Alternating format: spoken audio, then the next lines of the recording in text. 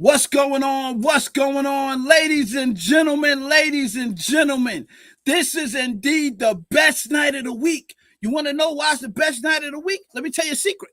Fans Club Live Show is on for the fans, by the fans. If you are a fan of sports, this is the show for you. You need to be on. Tell your friends, tell your brothers, your sisters, your neighbors, tell everybody that's in your football fantasy pool. If you're a new follower, salute to you, but you need to be on tonight. The season is coming to an end.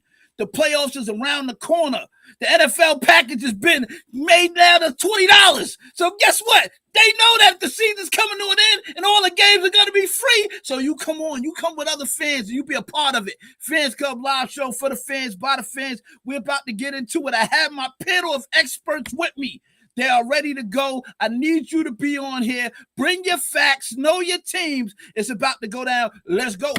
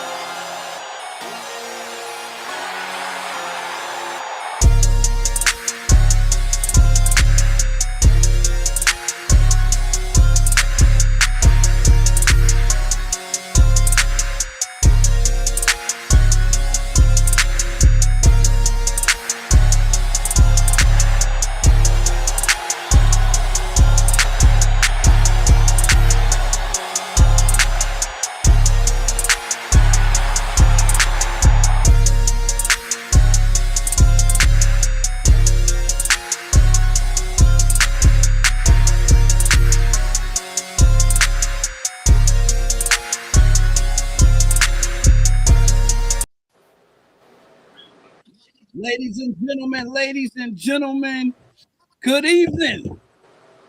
Best night of the week. The year is almost at an end. We're about to go into a new year, but we couldn't let the year go out without having a closeout to the year as we are getting ready to close out the NFL season, regular season that is, and get ready to move into the meat and potatoes. Gentlemen, I have my panel already here. There'll be more chiming in, popping in. You'll see them on the chat. This is a full gamut. It's a full show today with a lot to unpack. First of all, salute to both my servicemen. How y'all doing? Salute, gentlemen. How you doing? What's going on? Doing good. Doing good. Both y'all out there. Appreciate both of you. Hope you enjoyed your your Merry Christmas time with the family and all of that. And aside from that, I'm glad to see you both on here. That you both look pretty healthy. Look like y'all, out there, eating pretty well. Looking, looking good. Looking like y'all doing all right out there, man. Good to see it. That's what. So I want to say salute to Ruben. Ruben, you was on first. So salute to you, sir. How's everything out there where you are, my brother? Everything's good, man. I want to say Merry Christmas and Happy Holidays to everybody here and everybody's watching. I pray everybody is having a prosperous Christmas and an upcoming good New Year. Glad to be here. With all else said, let's get this show started. Absolutely. Appreciate you, my brother. David, what's going on, man? How you doing, sir? Salute to you. How you I'm doing? doing well. Ready to start the show off. A lot to talk about, a lot to cover, and happy holidays to everybody. Absolutely. My brothers, we was here week 14. Last time we was here, we let a couple of things develop. We said, let's give it a little bit of time. We had to wait and see. It wasn't great games. It was good games, great games. But now we are here. 2 games left. We got a game on tonight. No offense to the game, unless you're a Jets fan, unless you're a Cleveland fan. Hey, all the best to you. Cleveland's pretty much a lock right now. I know the Jets are out of it. Yeah, we don't care as much. It's a night that we can afford to miss. You got to earn the respect. Then we won't put it on your night. But guess what? Tonight it has to happen, gentlemen. I need to start with the man whose team is kind of on the fringe, man. Both of you guys are. It's funny because you're both almost in the same boat, record-wise. You got the same record, but you're both in second place. Ruben, I'm gonna start with you because I always get a person that's on first a chance to let us know about your team in terms of you guys are right now 7-8. You're in contention. You're not out of it. Still in contention to possibly leapfrog Tampa Bay and take first place. How do you feel about this season? Are you looking forward to you guys upsetting everybody and literally shocking the world and getting in? Or do you feel like, listen, man, I need the season to be over so we can get a quarterback and everything else? Give me your take as an Atlanta Falcons fan, sir. Well, I would say I don't want us to make it, because it would be disappointing because we don't have a true general at the helm, meaning the quarterback position. We got every other position covered on offense that we need, except the main point. We keep going this week. We're going to start Heineke next week. We're going to start this guy. I mean, and the games we're supposed to win, we don't. We should have beat Carolina again, but we gave that up. We should have beat Tampa again. We gave that up. So Tampa's in sole position. They choose their own destiny. All they got to do is win. And if they win, we're out. So, I mean, that's just how it looks right now. We put ourselves in that predicament. Can't cry over spilled milk. So, I say don't make the playoffs. Go on off season, rebrand, get what you need to get out of the draft, and let's come back and start a new year. I'm not mad at that. I kind of get it. The rotation at quarterback thing is kind of weird to me. I don't fully understand the why behind that. You want to give I haven't seen one really consistent to be like he's the guy. So it's kind of maybe is that the reason why they doing the musical chairs at quarterback right now? I don't know, man. I say stay with one guy and let it go. I mean, Sink or swim. I would say Yeah. start Heineke, let him play the whole year. Let the young guy under him learn from him, and then see what he does next year. You start him, you build his morale, start him. As soon as he messes up, you take him out. That puts you back at square one. How are you going to make him a floor general if you don't let him either go through the adversity of being the starter quarterback or don't put him in at all and let him learn? Right. First of all, we need a quarterback coach for one.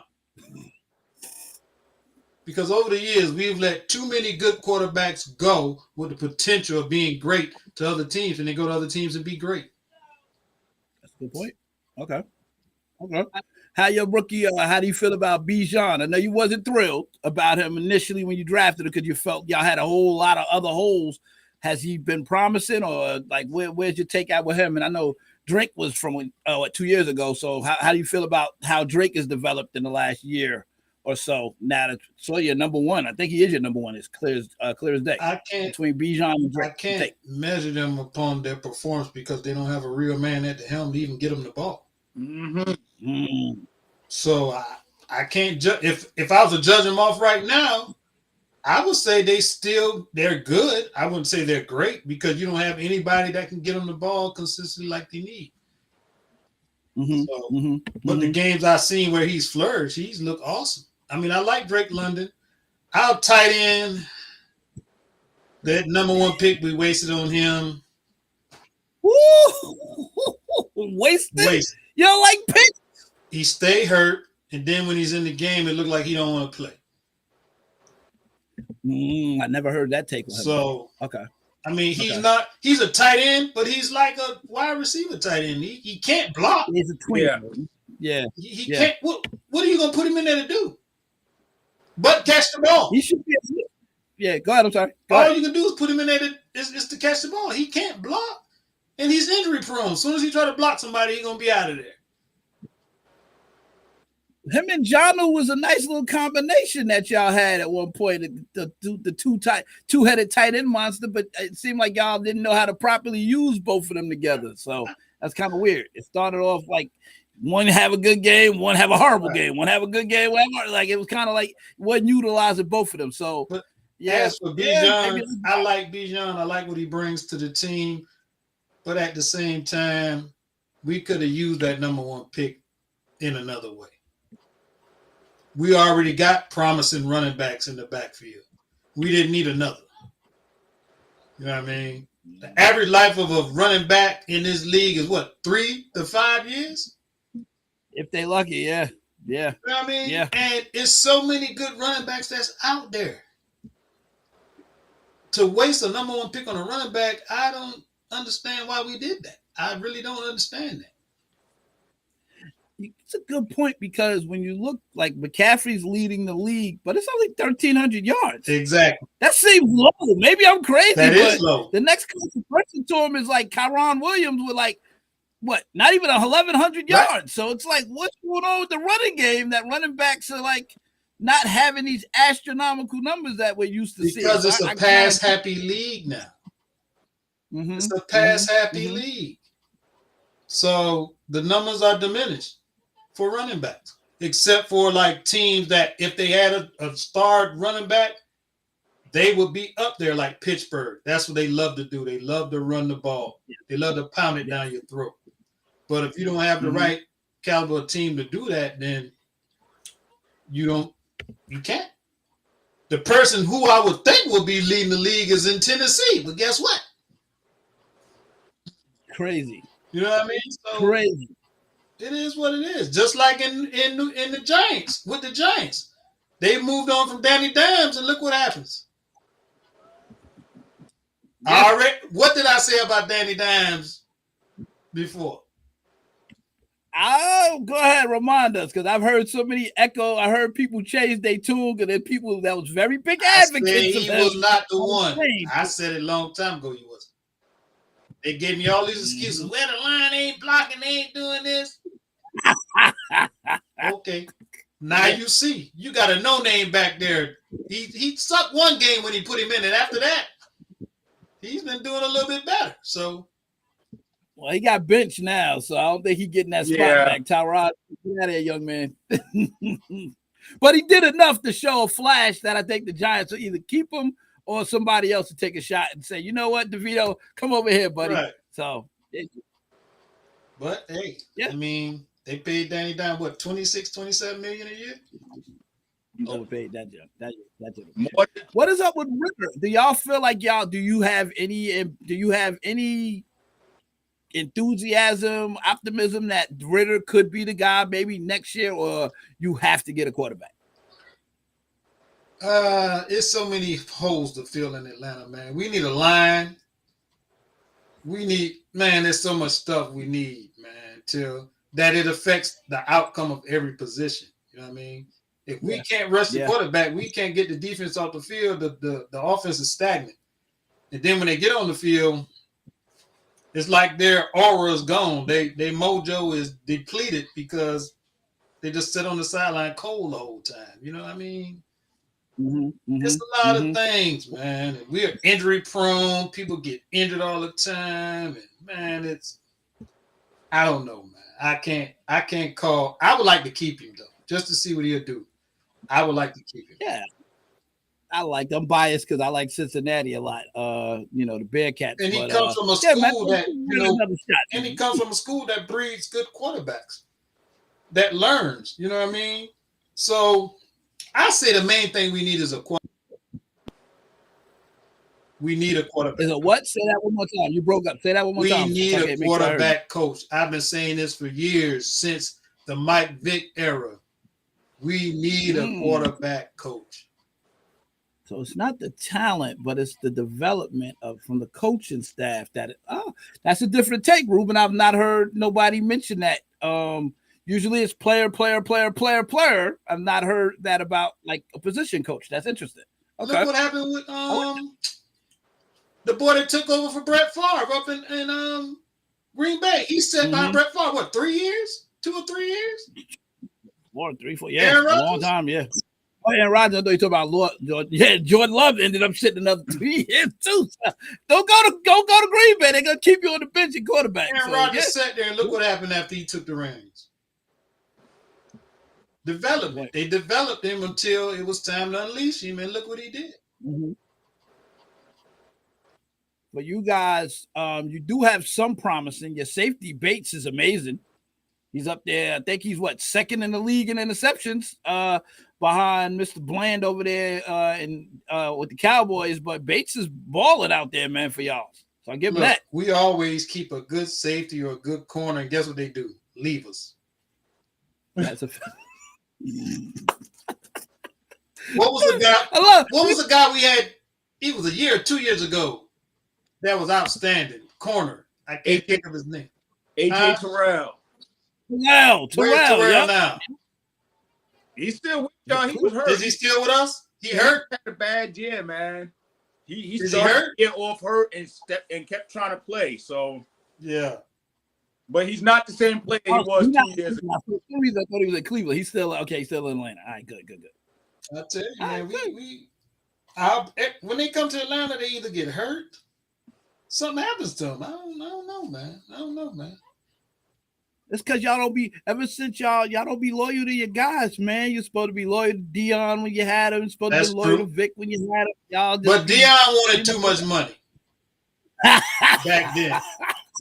I see why because we didn't even have the team that we needed to even try to win a championship with Dion. And Dion wanted too much money, or he was gone anyway because he wasn't winning. So yeah, it broke his heart, man, to come to us. And he was like, you know what? Y'all should let him go. But I get it, man. I get it. Listen, y'all in terms of the attraction, I see the lure. Like, y'all got enough for players that want to go to Atlanta, but you need a little bit more. I think you need that star.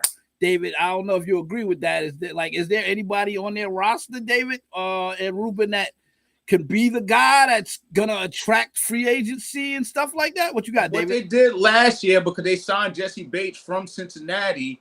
They also got Ellis back there at linebacker, who's gonna be a Pro Bowler or All-Pro this year. They got pieces everywhere, and I agree with him when he say the quarterback. offensive coordinator, quarterback coach. But really, I'm starting to look at Arthur Smith, man. Like Arthur Smith is just really not developing the talent that they have brought in there 3 years in a row, right? So, and it's not that they're in a bad place. It's just that he's right. There's no development going on. The offensive line. If you say Arthur Smith in the fact of he's not drafting, if he's not drafting the right players, I would say yes. But as far as developing players and all that, I mean, it's only so much you can do with certain amount of talent. If you need defense and you draft offense, and your defense is already what it is, then what are you supposed to do? You know what I mean? We re-signed a promising D tackle that was, good and steady, but he's not getting no sacks. You know why? Because he's the only man there, and they know to double team him. Yeah, they nothing worse than that. So I think y'all tried to do a mix of free agency and draft, and like I said, I think it was working. Y'all brought over Khalil Campbell. Granted, he's a little bit old, but he helped play the run. He does have 6 sacks this year, so it's not like Grady Jackson is the only person in Atlanta rushing the passer. Y'all got 2 linebackers after losing one to Jacksonville, so your linebackers are not bad. Really, what it boils down to in Atlanta is the quarterback. I mean, I can't even say the quarterback because this is first year starting. It boils down to the head coach, and he's not doing the right thing with all that talent. It's not you. Atlanta does not have a bad roster. Atlanta has they really don't. They really don't. Philosophy that the talent makes up for the lack of coaching. Arthur Smith is not doing a good job coaching. That's my opinion. Okay. All right. I respect it. Thank you so much for that. And Ruben, just so you know, it is documented. So you said, I don't want to misquote you, but you don't want your boys to make it to the playoffs, even though they are right now still in the race. This recorded, right? This recorded. Okay, then. Well, you got it. All right. Listen, other Atlanta fans might be calling you out like, yo, what kind of fan is you? Talk about you don't want us to make the playoffs. Look, I'm a realist. I don't go off dreams, hopes, and false. I'm not in fairyland. I know what our team can do and what they can't do. Now, if you want them to make the playoffs in just for the money aspect, okay, let's make the playoffs because that brings revenue to the team. Okay, let's do that. But as far as you think we're going to go somewhere, you're living in fairyland. So you don't think go to the playoffs? The season's now, everybody's 0-0. Nobody has no wins under their record. You might stand a chance to do like the Giants and upset the first round. Like that. Use my French. Hell no. Ladies and gentlemen, Atlanta fans specifically, you've heard it from a fellow Atlanta fan. He has no interest in the Falcons going into the playoffs. Who we going to play? Yes. Who we going to play in the first round? Philly? Probably, yeah. Look, stranger things can happen. You never know. Philly? Man. Look, I respect it. I like that you're a realist and listen. If you feel like it's a waste, if you want to get in for the sake of saying my team made the playoffs because we know we don't give out participation. That's what I'm about to say. What is our motto? Yeah, no participation trophy. We hey. No, we literally this show that you could make it to the Super Bowl and lose, and it's still no participation. We don't respect it unless you win that.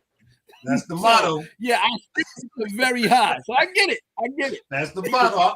David, as I go to your Raiders, because you are in a similar boat, I want to know your take. Do you have the same stance that Ruben has with his boys? Because you guys are also in second place, 7-8. Would you like to make the playoffs for your Raiders? Or you like, you know what, listen, I like what Pierce has done. We're going to carry that in the next year, make him officially the head coach? Or you are on the same boat that he's on with, or you're the opposite, actually, that you're like, you know what? No, let's get in there and see what happens. What you take on your Raiders, Unlike Ruben, I live in fairyland. I want to go ahead and go to the playoffs.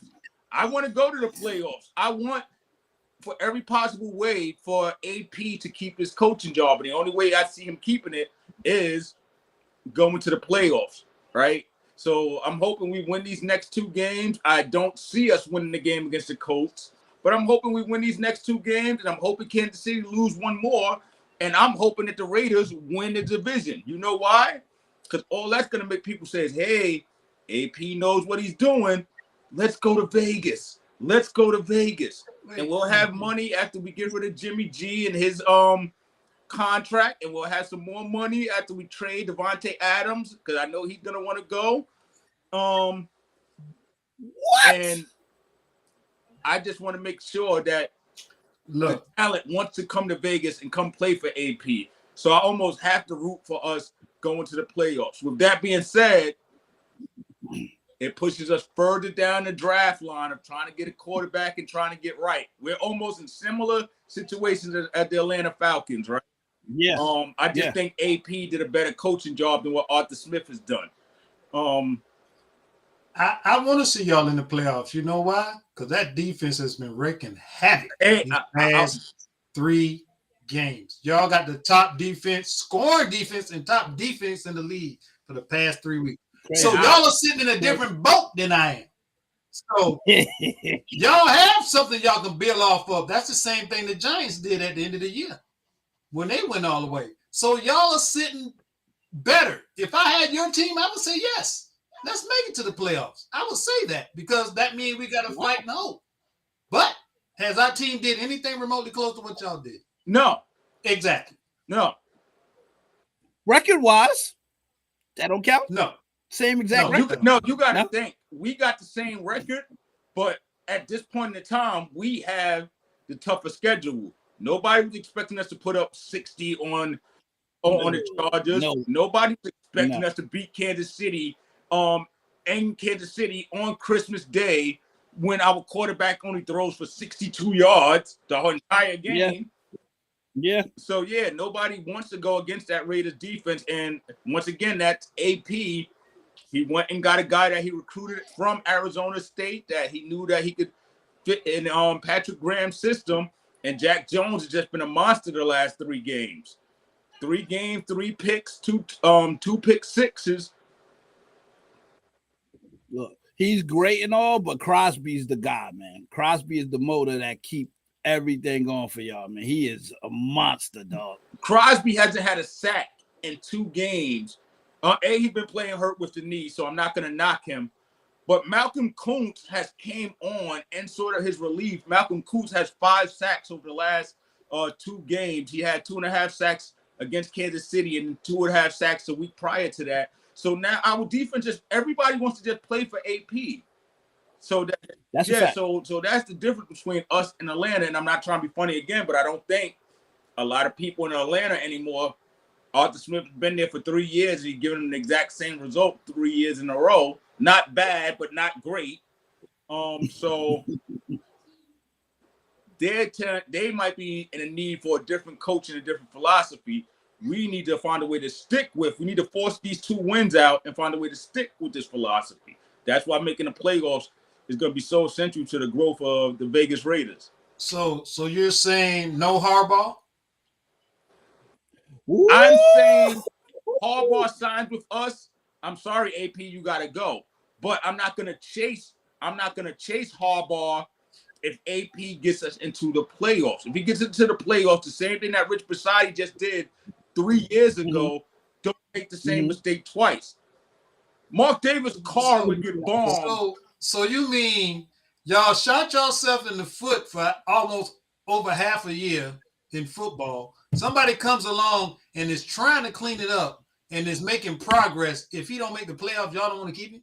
That's what you're telling me? Let me explain something to you. Rich Bisciotti was in the same situation 2 years ago and took us to the playoffs, right? And he still didn't get the interim job, which was a mistake.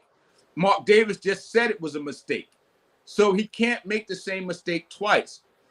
But I'm saying this, Jim Harbaugh does not fail wherever he goes. Look at his track record all the way back to San Jose State. He doesn't fail wherever.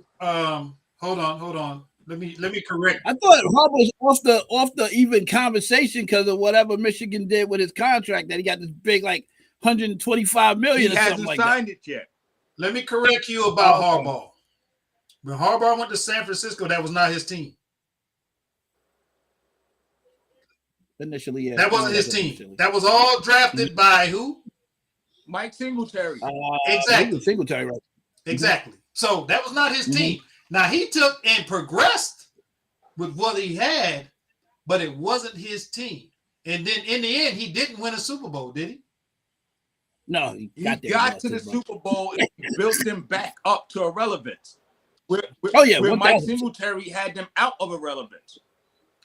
But he did draft those players, so we got to give Singletary his props. That's the same thing we can say about Mark Jackson with Golden State. Yeah, same thing. I give props to Mark Jackson because he did draft those players. So yeah, he's a good coach, but that don't mean he knows how to draft. So now if he comes to you all, he's still a good coach. I'm not saying he's not a bad coach, but is he gonna give you the right players to carry y'all where y'all want to go? Here go the thing in Vegas, and I'm just going to tell y'all the truth. Mark Davis loves owning the Raiders. Mark Davis does not know how to operate the Raiders. So he needs somebody, and that's what he's looking for. He's looking for scapegoats, right? He did it with John Gruden. He did it with Josh McDaniels. He wants somebody to come in there and operate the Raiders. If you look at his basketball team, they have won 2 out of the last 3 championships. Why? Because he has a coach and a GM in the WNBA that are almost unmatched. They got the Vegas Knights within 5 years of being in existence, winning 2 championships. And Mark Davis went down the parade field and loved all of that. He loves winning. He'll put money into it. But operating the Vegas Raiders, he doesn't know how to do it. And he'll be the first to tell you that. So, and this is the part that scares me with AP. AP, great coach. Is he going to know how to draft? Is he going to know how to recruit and get the right people in? He can coach all day. Guess who has a track record for that? Jim Harbaugh has a track record for that. Jim Harbaugh got a track record for what? For drafting players. Because even after he had Mike Single players and did the grocery shopping, the Niners still went out and got some studs. Who did he bring in? He brought in Fred Warner. Fred Warner wasn't on the Singletary staff. He brought in who else? What was the other line? Harbaugh was gone by the time Warner came. That was the Kyle Shanahan era. You think Warner's been Harbaugh was back. You talking back a couple years ago. Remember, we played Baltimore. What year was that? 2014, 15, something like that. We played Baltimore a while ago. Remember, Kyle took over for him after we had other experiments. I just think that he needs somebody that's going to do the grocery shopping and run the organization. We know AP can teach and motivate. Hands down, he just proved that. So why not keep somebody that can teach and motivate instead of somebody that's going to spend all your money to bring high-powered people in and do nothing?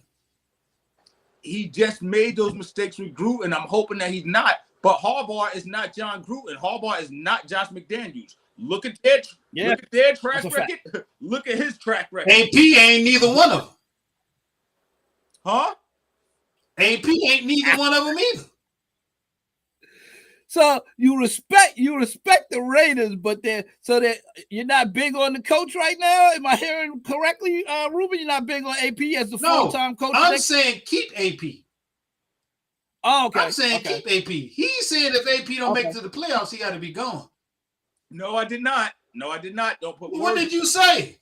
I said if AP does not make the playoffs, it will give Mark Davis a reason to get rid of him. I don't want AP going at all. However, I asked you what did you think? I didn't ask you what somebody else think. No. I have no problem with AP. Okay. But if Harbaugh becomes available, I would prefer Harbaugh over AP. That's my that's what I'm talking about. Even if AP make y'all to the playoffs, if Harbaugh comes available, you want Harbaugh, right? If AP makes us to the playoffs, Mark Davis cannot make the same mistake twice. I'm asking you. I ain't talking about Mark Davis. I'm Oh, asking me? you. What's your answer? Oh, me? Yes, you. If regardless if he makes it to the playoffs or not, if I have to choose between AP and Harbaugh, I'm taking Harbaugh because I know Harbaugh knows how to build That's a program. what I said. That's what I said. That's what I'm saying. I know Harbaugh knows how to build programs. I said exactly what you said. But So I your preference was is countering your you. preference is Harbaugh, David? Am I hearing correctly? Harbaugh. If you had to choose, so just so we clear, because y'all giving me a lot. I want to make sure I process it. You want who is your coach next year? If you had If the I had option. the option between those two, I'm taking Yes. Harbaugh because I know 5 to 6 years from now, I'm still going to have a program built. I know I don't know if AP can build a program. The only thing I go off of with AP is what he's doing right now, the bad job he did at Arizona State, and then going back to when he coached in high school. Yes, he was a great high school coach. He's a great coach. He knows how to motivate. He knows how to plan. But does he know how to put a roster together?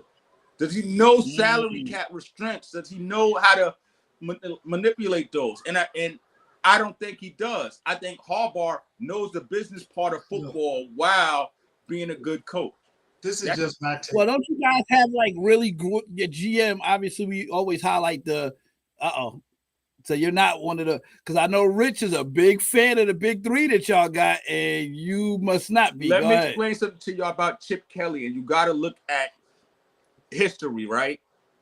Chip Kelly was part of the Chicago staff that took Mitch Trubisky and took all those bad picks. He was part of the Denver Broncos staff.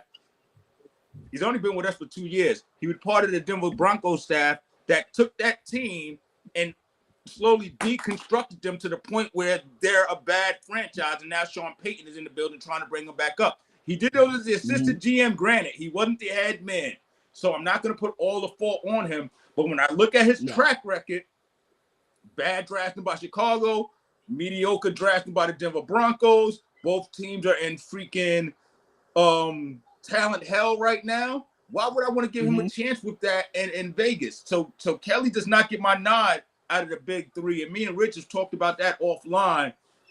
But can I ask you something? Why did y'all give John Gruden a chance then?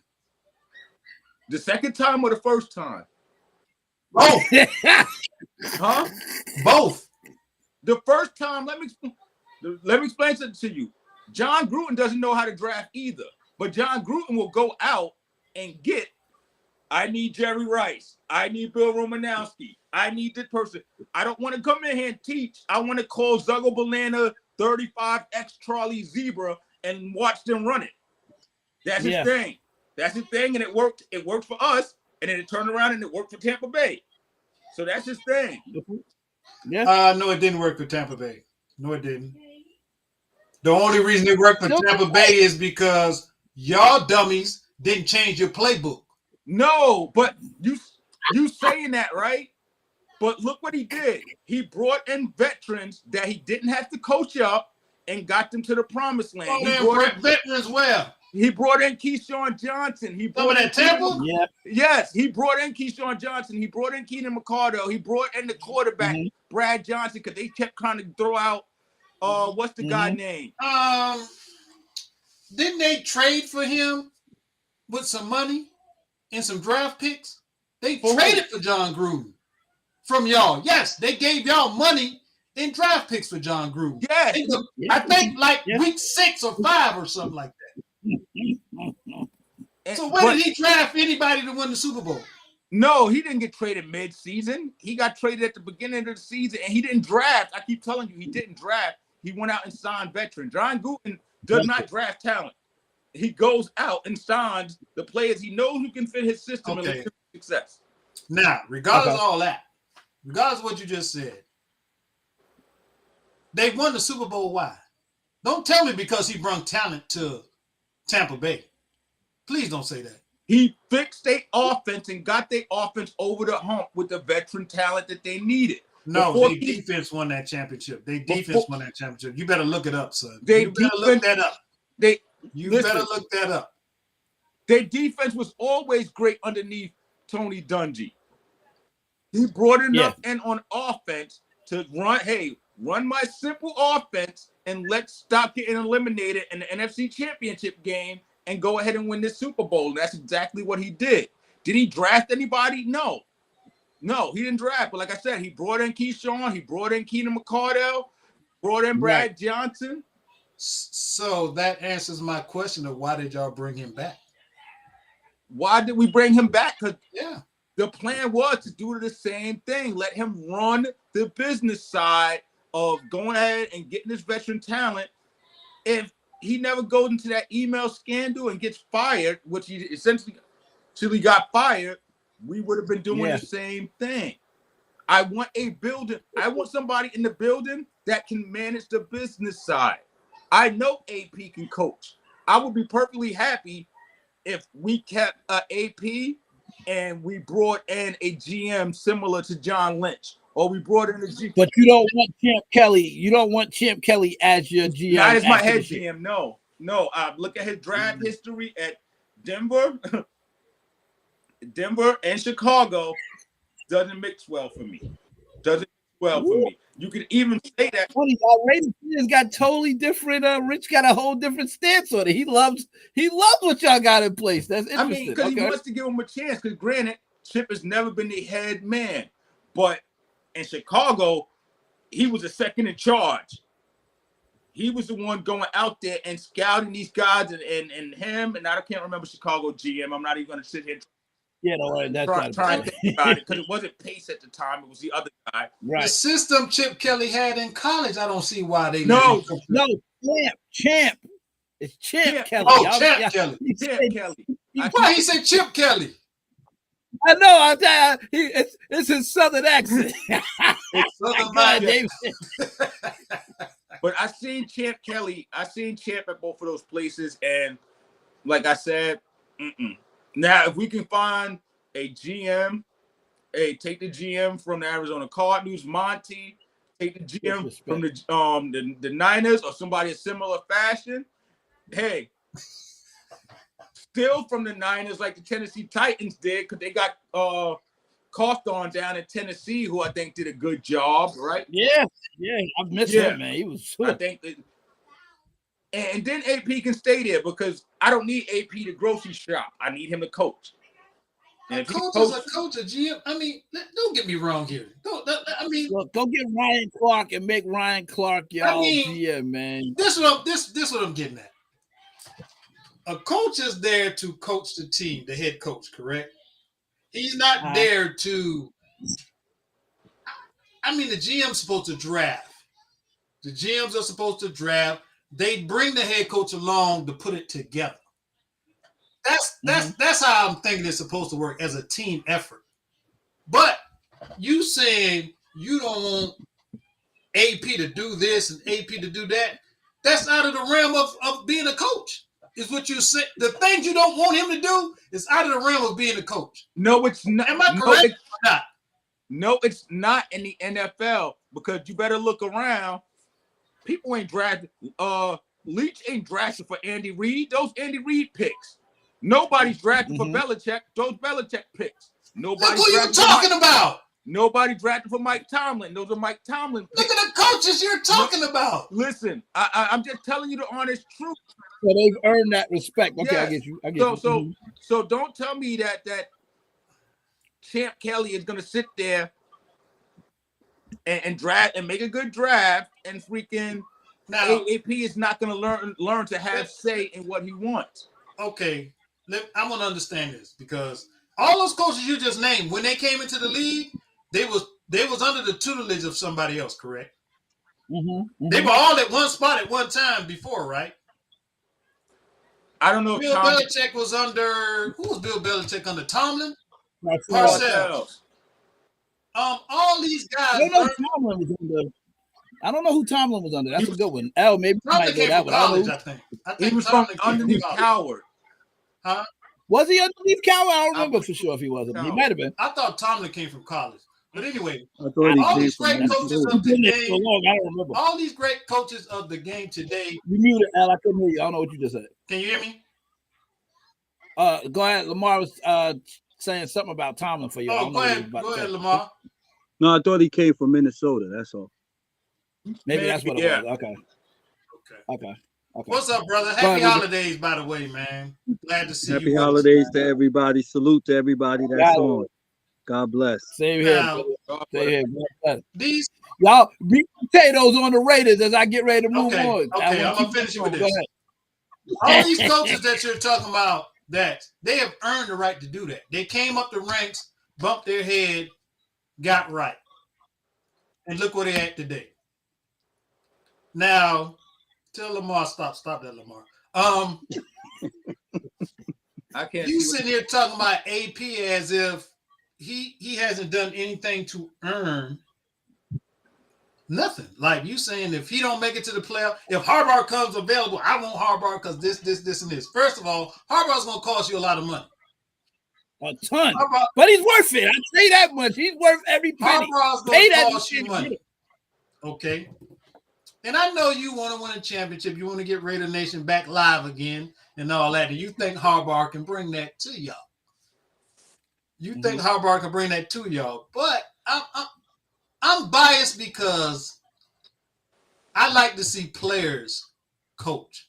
Because players that see other players doing good, that motivates them to want to be better. Jim Harbaugh was a quarterback in the NFL.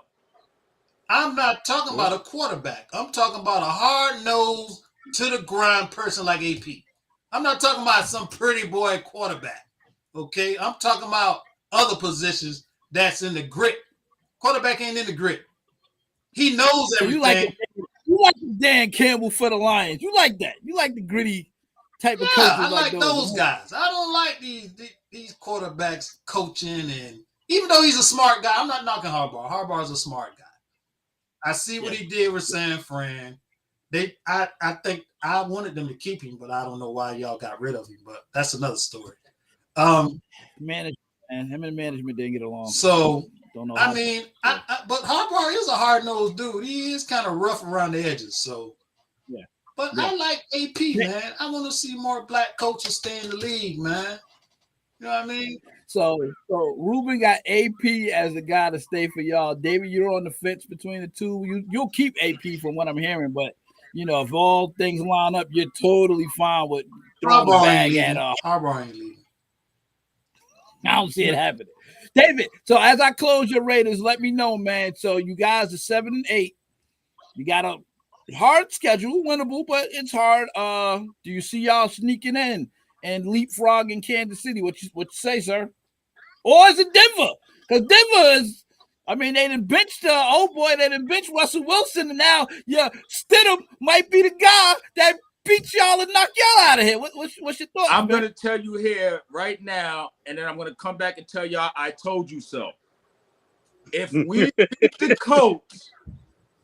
beat the Colts, and Kansas City loses to Cincinnati, we are winning the AFC West.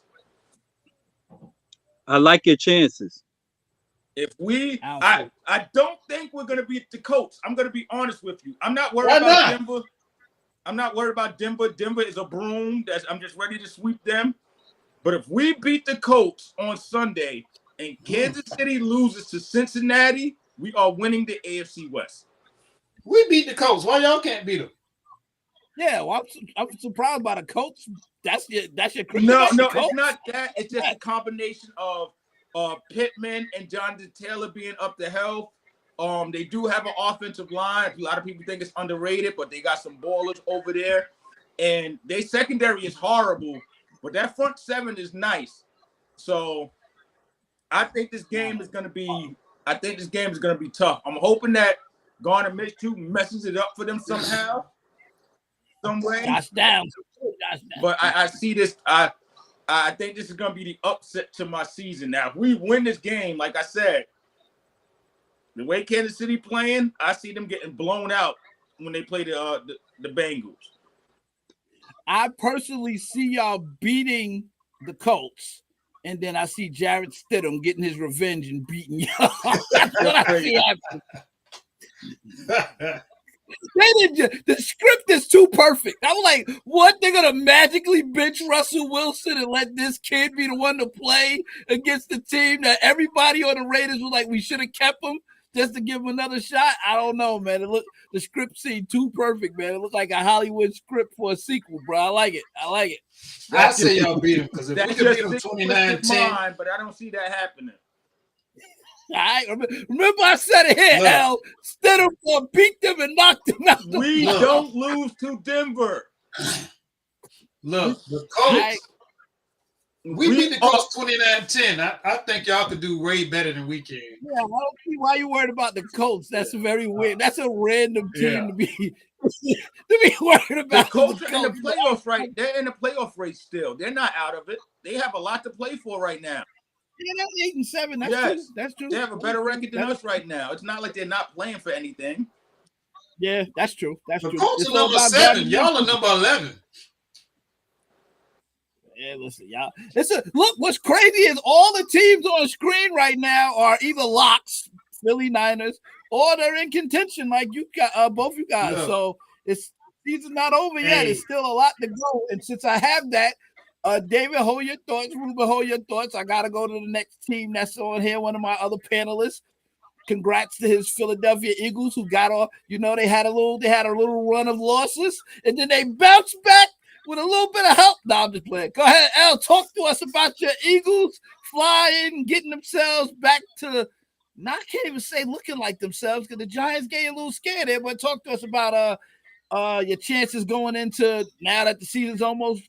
Have you guys found your identity? What's going on right now? As far as finding an identity, no, we have not found our identity. Excuse me, I'm a little bit under the weather.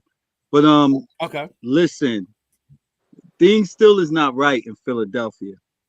The secondary it hasn't been good at all. That's one of the weakest points of our defense right now. We're a team that's still trying to find our way, and offensively we haven't been clicking. We're 11-4, and nobody's happy. I recently saw, I don't know if you guys saw it on social media, Devontae Smith after the last game, he was basically like ticked off. We left the field like we was angry, not satisfied. Even though we won the game, we're not satisfied with our play, and we shouldn't be. So that's the good thing, to be fooled by your record and your recent success can really set you up for disaster. So I'm happy that the team understands where they are. But with that being said, as terrible as we looked, we are still in position to win the NFC East. Like I said on our last show, to be in contention for home field advantage. I said that on our last show. It's just funny how things happen. On the last show, you said, I see the Eagles having a 3-game losing streak. And that's exactly what took place. Y'all beat us, Dallas beat us, and then the game against Seattle, that was terrible, man. If we would have won that game, we would be sitting in first place for home field advantage right now. But we lost that game. That last show, really, we was really speaking about a lot of things that was going to go down. Because I also mentioned, I said, look, y'all got a tough game against Baltimore. And I said, I see y'all losing that game. And so here we are 3 weeks later from the time y'all blew us out in Philadelphia. And then we took another bad L to Dallas. Mark ain't on here. I was going to respect the L, but, we haven't seen them. So I guess down the line, we might get into that. But, we are 11-4. 49ers are 11-4. And Detroit is 11-4. And I said that on this show, I said that the 49ers and the Philadelphia Eagles will be in the driver's seat for home field advantage after we get through the stretch of games, because Dallas, their schedule gets tough and our schedules are easier, and it's playing its way out. So, I hope we get ourselves together. We got another game this week. I hope it's a get right game against the Arizona Cardinals, and y'all probably gonna smash Washington. Oh, we're not losing no more games. And then we face the Giants again, and hopefully y'all lose to the Rams, and everything will just map out perfectly, for that home field advantage. But as far as a football team, listen, Avonte Maddox should be back soon. So I'm hoping he gets back on the field because we're definitely missing him. And you know, Darius Slay, he went out and he had a surgical procedure on his knee. So that's kind of telling me why he's been a step slow, possibly these last couple of games where he's been facing these receivers. Bradbury, you know what? I gotta say it. Steve ain't on here, but he warned me. You know, he really did. Because his first year with the Giants, Bradbury's first year with the Giants, he looked great. And then his second year, you know, Steve was telling me that he was getting toast, and I saw it firsthand. And then his first year with us, you know, Bradbury was the man last year for us. And now he can't cover nothing, man. He's the targeted DB that most teams is looking for when they want to make a big play. So we really need to get right in our secondary. We're hurting at linebacker, but like I said, these 2 weeks, hopefully they get right games, and by the time we get in the playoffs, we can get our mojo, our swagger, because we definitely need it. I'm a realist. I'm not even gonna say we there, we not there. But thank God we took care of business early parts of the season to have us in position to be where we are right now. So we just got to get right these next 2 games. That's all I got to say about Philly. That's some really good points, man. Y'all, when you look, you're so dominant up front in that offensive line, but that linebacker core is like kind of plugging guys in that's like don't have a lot of experience outside of the Colts linebacker that y'all just Leonard, got. Leonard. But outside of that, but yeah, Bradbury has been targeted since Debo said he ain't that nice. It seemed like literally 3 games, 3 games straight, they've been targeting him, even with the Giant game. I'm sitting there like Slayton gets 69-yard passes. I'm like, Tyrod came on the bench. I'm like, listen, so I'll say it to you again, and it ain't just hate. It is hate, clearly, but I'll say it. Listen, don't think y'all gonna go in Giant Stadium and just come out of there with a dub. It ain't gonna happen, bro. Y'all got to fight for that one. The Giants feel real confident after just giving y'all a little tight win in Philly with a little extra, little extra. They let y'all play. So it's going to be a fight. I agree. It's going to be a fight. It's a division game. And look, I don't know if y'all noticed, but I pay attention. Jalen has not played good at MetLife. He only had one decent. I don't want to even say good game. He had one decent game at MetLife, but he stunk it up against the Jets this year, against the Giants last year. His first year as a starter, he stunk it up at MetLife. So I don't know what it is about that place, but just remember where you heard it first. He struggled. I've noticed he struggles at MetLife Stadium. So I don't see that being an easy game at all. But we should win.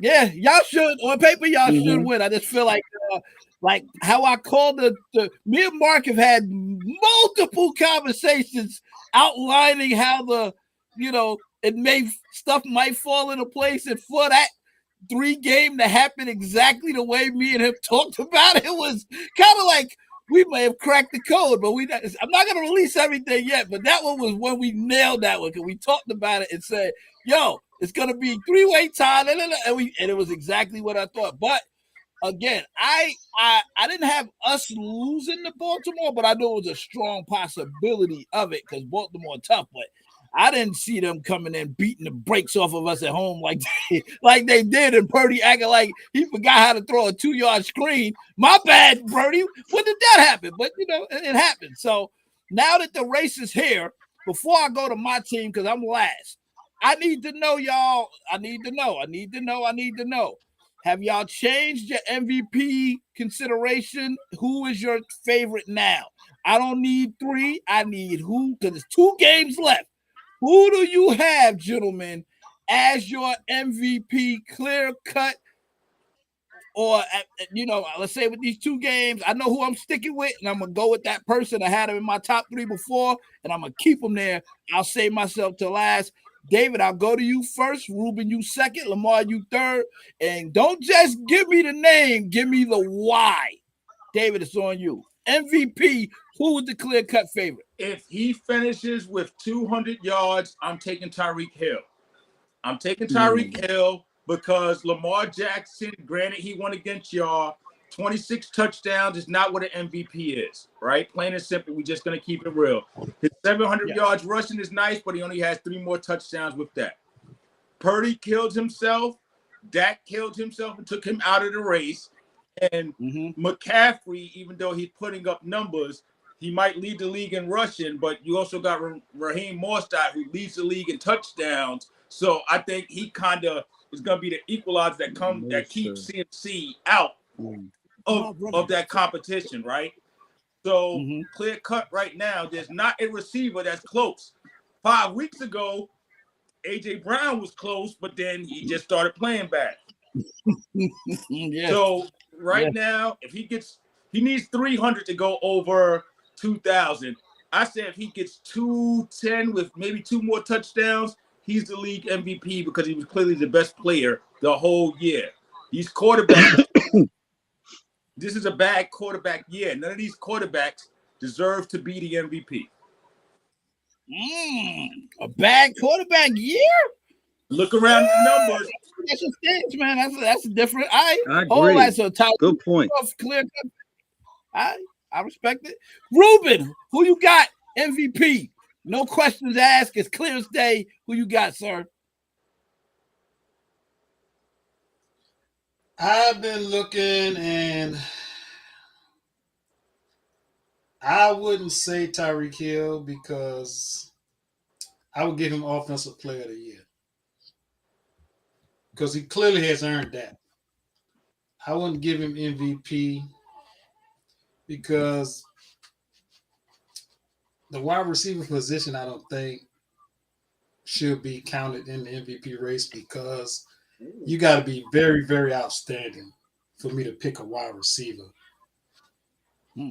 Like back in the day, I would have picked, if you were talking about MVP races for wide receivers, I would have picked Jerry Rice. I would have picked Moss. I would have picked him probably one year when he was with Indianapolis Colts. I mean, not Colts, Patriots. I'm sorry. When he was with the Patriots, when he had that stellar year with him and Tom Brady. But he didn't win that year. So, I mean, if you don't put the quarterback in for Miami that's giving him the ball, then I don't think the wide receiver should be in either. That's just my take on that one. Now, the person that I would pick that has brought their team back from the depths is I would pick Lamar. I had Brock Purdy up there because he was doing a good job, but he fell off with all those interceptions he's been throwing the last, latter part of the season. But Lamar has been consistent. And you're right, it's not a good year for quarterbacks all around the board, but if you had to pick a quarterback, I would go with Buffalo Bills quarterback. He accounts for 80% of their offense. So, I mean, if you got to go with quarterback, I would go with either him or Lamar. And I'm going with Lamar because he's been consistent.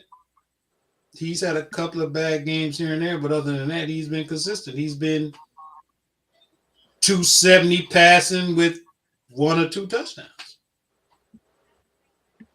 So that's how I would go with that. And he's not been hurt. And he has over 700 and some yards rushing. So he's leading the quarterback in rushing yards. So, and I like the way he played against San Francisco. He didn't run until he needed to. He showed me he can stay in the pocket and deliver the ball. He had time. Yeah. That line was holding. I mean, they were blocking. Yeah. They were blocking. Because you got some beef over there on your side, and I thought I thought Philly could get a hold of you. Them boys don't let go over there, daggone Baltimore. Good jeez, Yeah, man. so, I mean, I respect it. granted, I respect it. the defense had a lot to do with Oh, they were balling. what went on against y'all. 4 interceptions and what, Mhm. a fumble or something like that? And 5 sacks. 5 sacks? Well, So, five interceptions, 4 sacks. So they beat the brakes over it. so At home, by the way. But he's What goes around comes around. Yeah. You can see that, right? So, That's how it works. That's how it works. I'm hoping the script was they was to beat us this game so we see them again. This way we get our revenge in the Super Bowl on Baltimore. That's what I'm hoping the script is. I'm hoping the script writers hear me. Lamar, go ahead, sir. What you got as your favorite? Thank you, Ruben. Good take on that. Well, I'm gonna just start out by saying this. I'm a firm believer, you know, the way that the NFL has showed themselves throughout history, that the MVP is a quarterback award. I love all of the points that was made. David brought out a good point. The quarterbacks aren't really playing that good this year. If I go with my gut, I want to say that the award right now, the leader would be wide receiver. David mentioned as well. My brain just draws a blank. Tyreek Hill. Thank you. Tyreek Hill. I would say it's Hill, but what I feel like the NFL is leaning towards, it's probably Lamar Jackson's award to lose. I had Brock Purdy, y'all. If you remember weeks ago when you asked the question, I had Brock Purdy as the MVP leading candidate, but I think he's banged up now after this last game. And we got to see how he plays moving forward. If Lamar Jackson goes out there and beats the Miami Dolphins next week, he's going to be the clear-cut favorite. But what I want to say is this: the MVP, I don't believe it's an award based upon how you played in the regular season. Like, don't they include a couple how you do in the playoffs as well? No. Go ahead. No, they don't. Go ahead, David. They don't. Because remember, So they your give playoff you performance has nothing to do with it. No, I always thought it was regular. Because I know David, last year they named Brock Purdy. homeboy from Buffalo, not Buffalo, Kansas City, Patrick Mahomes. He was named the MVP weeks leading into the Super Bowl. So I thought maybe those playoffs games had something to do with them choosing him. I heard them saying they do the voting before the playoffs, and the playoffs is not even counted into it. I think it's a regular season award. It's not a playoff award. Okay. Which would make sense, I mean, I guess. Yeah, it makes sense to me. If it's a regular season award, then it's hands down Tyreek Hill. But I think they're going to give it to Lamar Jackson. It should be a regular season award, but I'm guaranteeing you that those playoff games, the two that they allow you to play, sway some of those writers and voters' decision making in that process. Because the votes are not just turned in at the end of the regular season.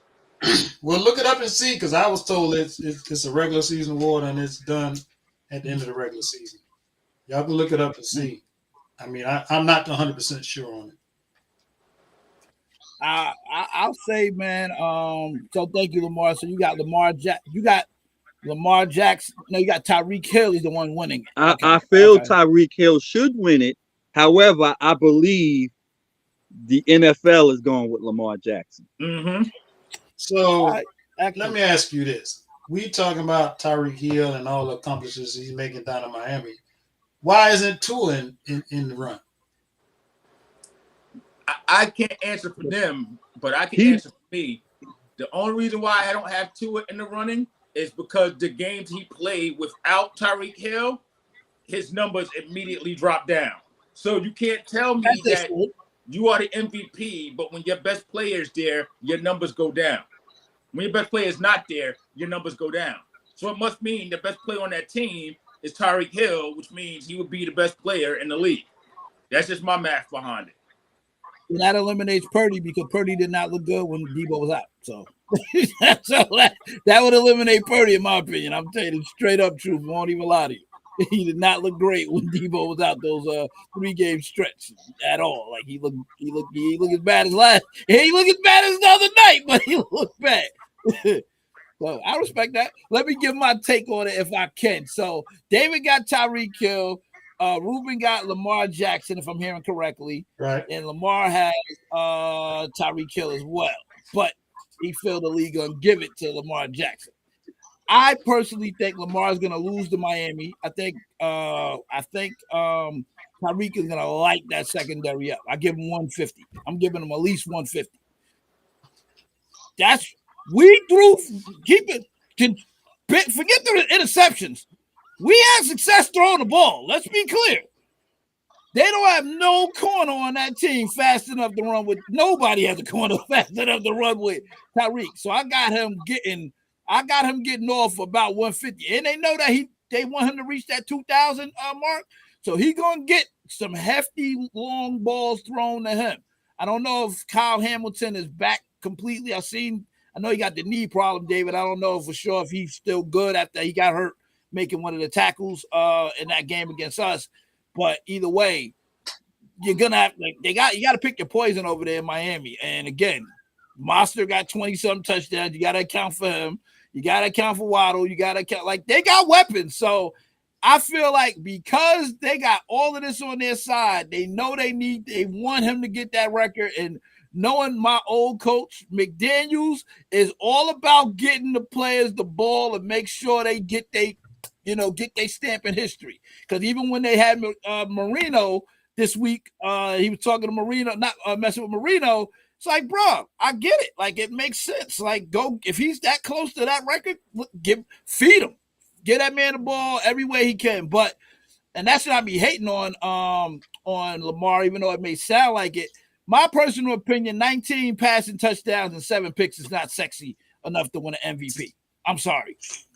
That 19 touchdown passes, yeah, he got 700 yards rushing, but I think like 5 touchdowns rushing or whatever. But that overall, that's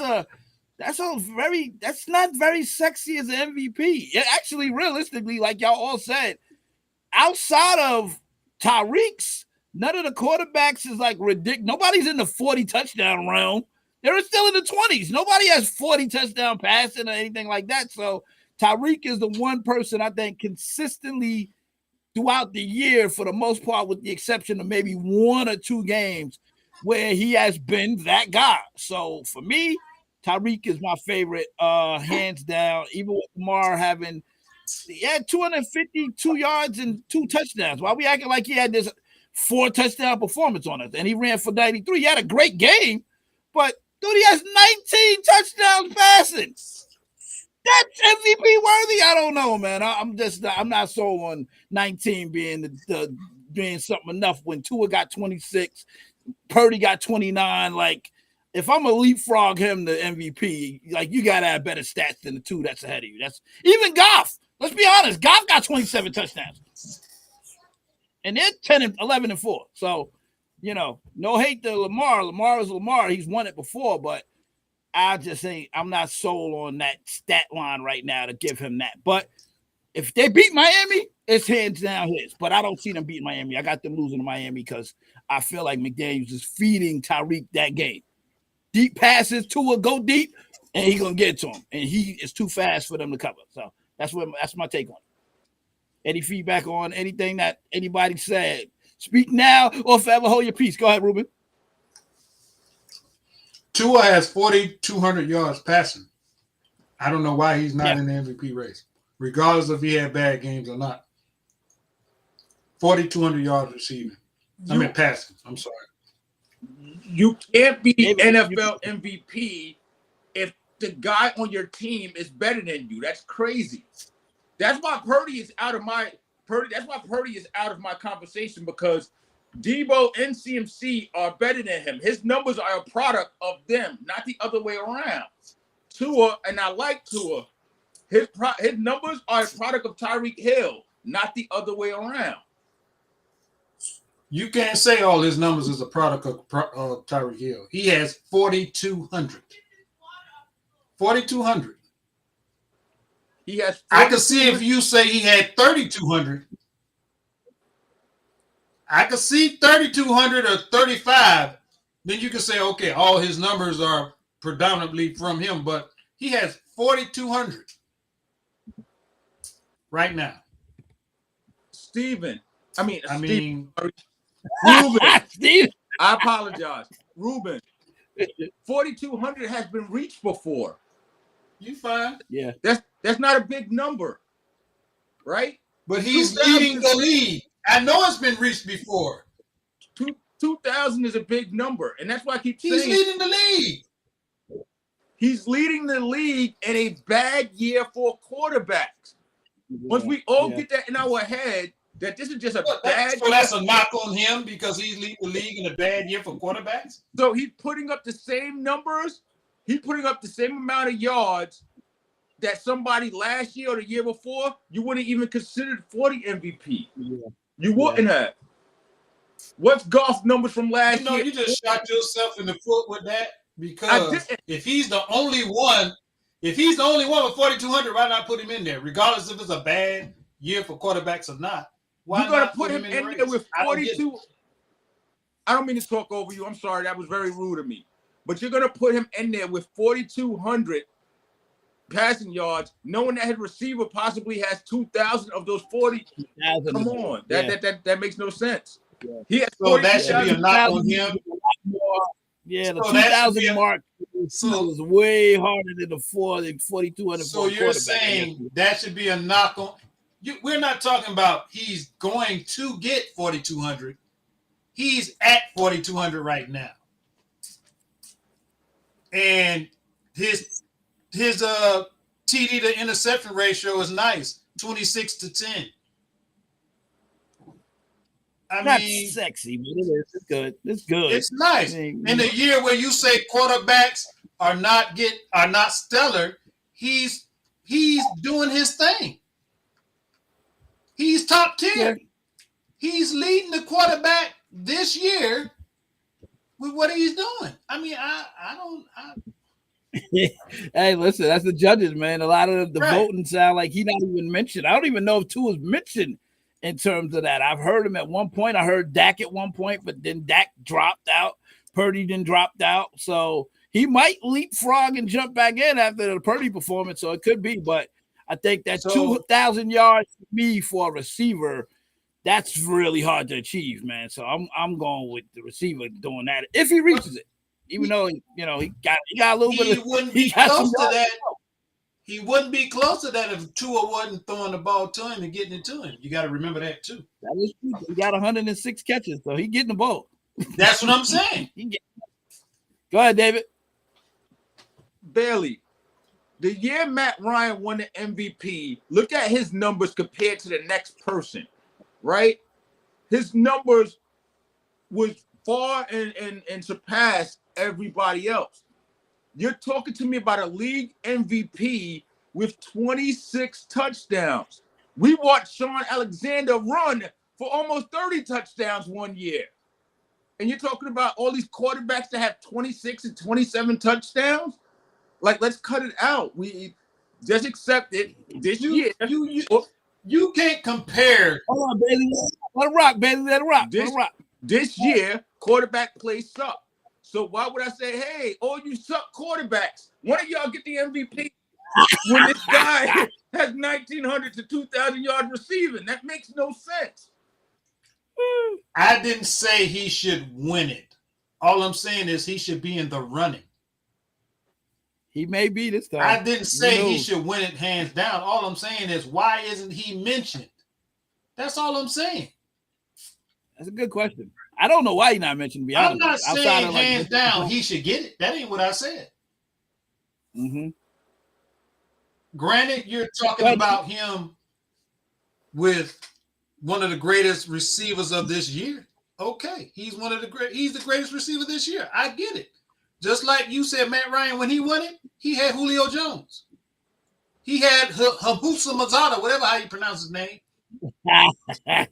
He had a running back. He had a tight end. He had a Hall of Fame tight end.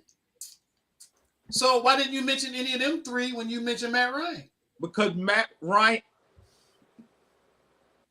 Go ahead, because David. Matt Ryan, great play, was the catalyst for the Falcons being hot. Tua play is not the catalyst for the Dolphins being hot. You can't say that. No. I'll wait for you to trip that up. You can't. David, I'll wait for you to trip up. I'll say that. Go ahead. Go ahead. Explain that because once again, Yeah. you had the NFL leader in touchdown and rushing touchdowns and Morset. You have A-Chain, who we never Monster. Monster, who we never explained. You have A-Chain, a rookie running back that's doing his thing. So Gotcha. the monster of all those monsters is Tyreek Hill. It's not Tua. Same thing with the San Francisco 49ers. Debo Ayuk is about to have 100 catches, 1,300 yards. McCaffrey is leading the league in rushing. The head to that thing is not Purdy. It might not be Ayuk or Debo. It might be CMC. So why we So why are we even mentioning them? I can get your point of saying why we not mentioning him, but I'm not mentioning Purdy. I'm not mentioning Debo. I'm mentioning CMC. The point of that is Lamar Jackson and Josh Allen, like you said, they make the engine go for their teams. They should be getting more love. I can't put Dak up there because Dak numbers without CeeDee Lamb, they would be atrocious. They would not be as great. So I'm not putting him up there. But do the quarterback get faulted for that? So that's the weird question that's been circulating. Like, we're faulting. So Lamar Jackson gets credit because his players aren't big names, so that's why he's in consideration. Is that what's going on? I'm saying Lamar Jackson team, right? OBJ, Flowers, and Mark Andrews are not putting up game-changing numbers like Tyreek Hill is. So you're not going to sit here and say that, Lamar Jackson is not carrying that team, because obviously he is. He's making sure everybody eats. We keep winning, keep going, right? Same thing with Buffalo. Buffalo Diggs is having a down year. Don't if you look at Diggs' numbers, I think he's at like 95 catches, but it's not Diggs like he's always been Diggs, right? Right. Josh Allen is leading the league in touchdown passes, I believe. I don't have it pulled up. He's in. Yeah, 1 by 1. I think he got 27. So yeah. I think he's like right. I think he's the lead. And he has a crap load of rushing touchdowns to add on to that. I believe he's at 9 or 10 rushing touchdowns to add on to that. So you can add the Josh Allens of the world to that. Tua, and I'm sorry to say this because I like Tua. My bad. I just thought about it. It's Dak. Dak leads the league in touchdowns with 30 touchdowns. And only 7 picks, by the way. I do remember that. 30 and 7. I hear it enough from Mark. 30 and 7 is what Dak has right now. Yes. So I'm just saying a guy he's going to be the second or third wide receiver with 19,000 yards. We already know he's going to hit with 1,900 yards. We already know he's going to hit that plateau, right? In a year with all these quarterbacks, we have nobody finishing with 47 touchdowns, 5,000 yards. We have none of that this year. Why are we discounting and crediting him? Good question. All right. Well, we're going to see how that play out, Ruben and David. We're going to see what the voters say. Is it tied to the playoffs and that impacts the voting?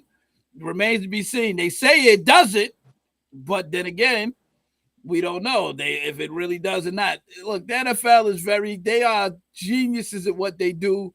They know how to market a phenomenal product. Even if stuff looks sketchy, we still watch it. And even if they say, oh, no, that's not the case, and then you see the voting get swayed, it all depends, man. We'll never see how it is. I know me personally, Lamar got to beat Miami for me to be like and have a good game, because the week before he just had 177 yards before us. So we can't go like it's just not enough for me to be like it's sexy. But realistically, he doesn't have the Tyreek Hills and the CMCs that, the big name guys that everybody else has. So I see why he's there, and they're still 11-4. So you got to take in their winning percentage and the fact that he doesn't have any like great cast around them, but they're still winning. And, his numbers are right right in line with the top guys, not quite there, but he's like 14th in the league right now with touchdowns, but he'll end probably at 30. Well, he'll probably I don't even think he'll crack 30 touchdowns. No, there's no possible way. He'll probably be in like 25 maybe touchdowns on the year passing plus whatever he rushed for. So I see it, but yeah, man, it's gonna be a good race. We'll see if it's CMC. We'll see if it's Purdy, who I think is out of here now after that. Could be Dak. It could be Josh Allen, who Ruben mentioned. We'll have to see how it play out. All right, gentlemen, as I transition, we're all for NFL. We've given – no, I got one thing left for NFL. For you guys, I want you to kind of let me know who is the team that you really feel at this stage. I think we kind of have the identities of the team and who we feel could possibly be in the bowl. You guys are ahead. I've given you 5 weeks, 6 weeks in advance, or whatever it takes for you to make your prediction now that you've kind of seen the scope of all the teams. Who do you see from the NFC, AFC in the bowl? I will make sure this is documented so that if I need to come back to this and you nailed it, Guru status is yours. First thing out the gate, I'm giving it to you because you called it weeks in advance. Ruben, I don't know how much you kept up with, but let's see, sir. Who do you got representing the AFC? Who you got representing the NFC in the upcoming Super Bowl in Vegas, which I'm hoping to go to if my boys go? Go ahead, sir. It's hard to pick an NFC, man. You got so much going on in the NFC till it's hard to pick one out of the NFC. So if I have to go with one out of the NFC,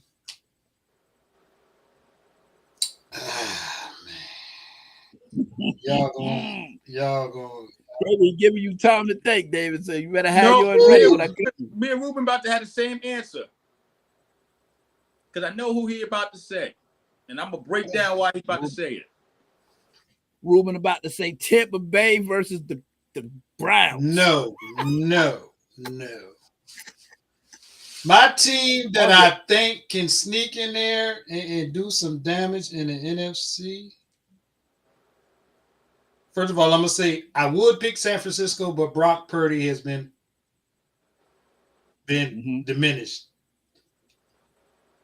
Philly, last week before Philly, last Jalen Hurts ain't showing me he ready yet. I respect it. So I have to go with Detroit.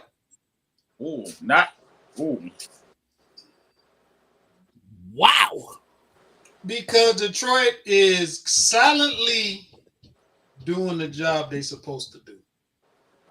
They're nice on defense.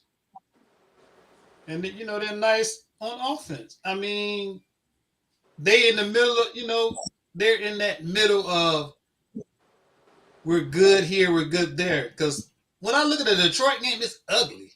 It's like it ain't no I'm a kill you with long bombs. I'm gonna do this to you. It's like I'm a slow roll you.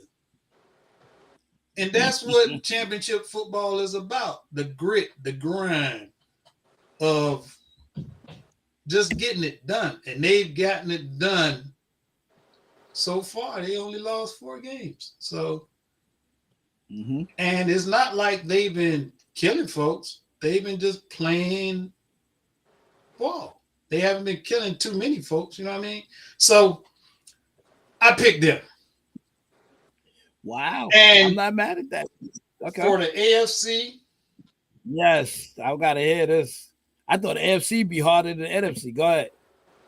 The AFC is not that hard to predict, but I'm going to root the team that I thought would go. They're not doing well so far as we thought they would. I would go with Baltimore.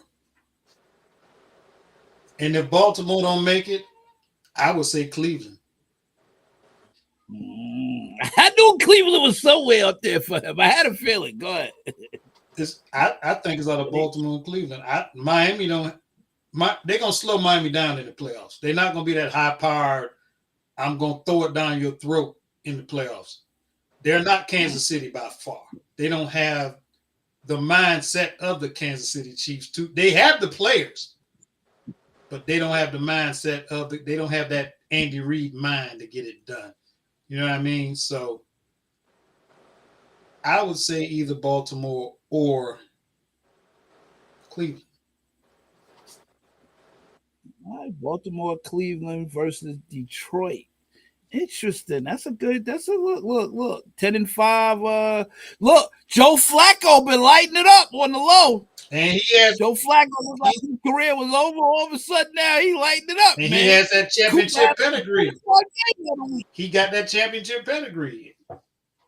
He got 3 touchdowns tonight already. Are you serious? Look, Joe Flacco might be the Raiders quarterback next year. He keep playing like that. You, said, you don't want Joe Flacco, man. You don't want Joe Flacco, man. Ruben, I like your picks, man. You out of the box, a nice little out of the box one. I ain't doing. He mind you, we're early, so you guys are get look. As Lamar said, he said Lamar said it's too early to call for me with 2 weeks left in the season. So these 2 weeks, you kind of have a lock on who's already in there with a couple of people. Oh man, just put it out there, man, and quit trying to hold on to it. Out there. You know, you got to get a disclaimer. Don't get no disclaimer.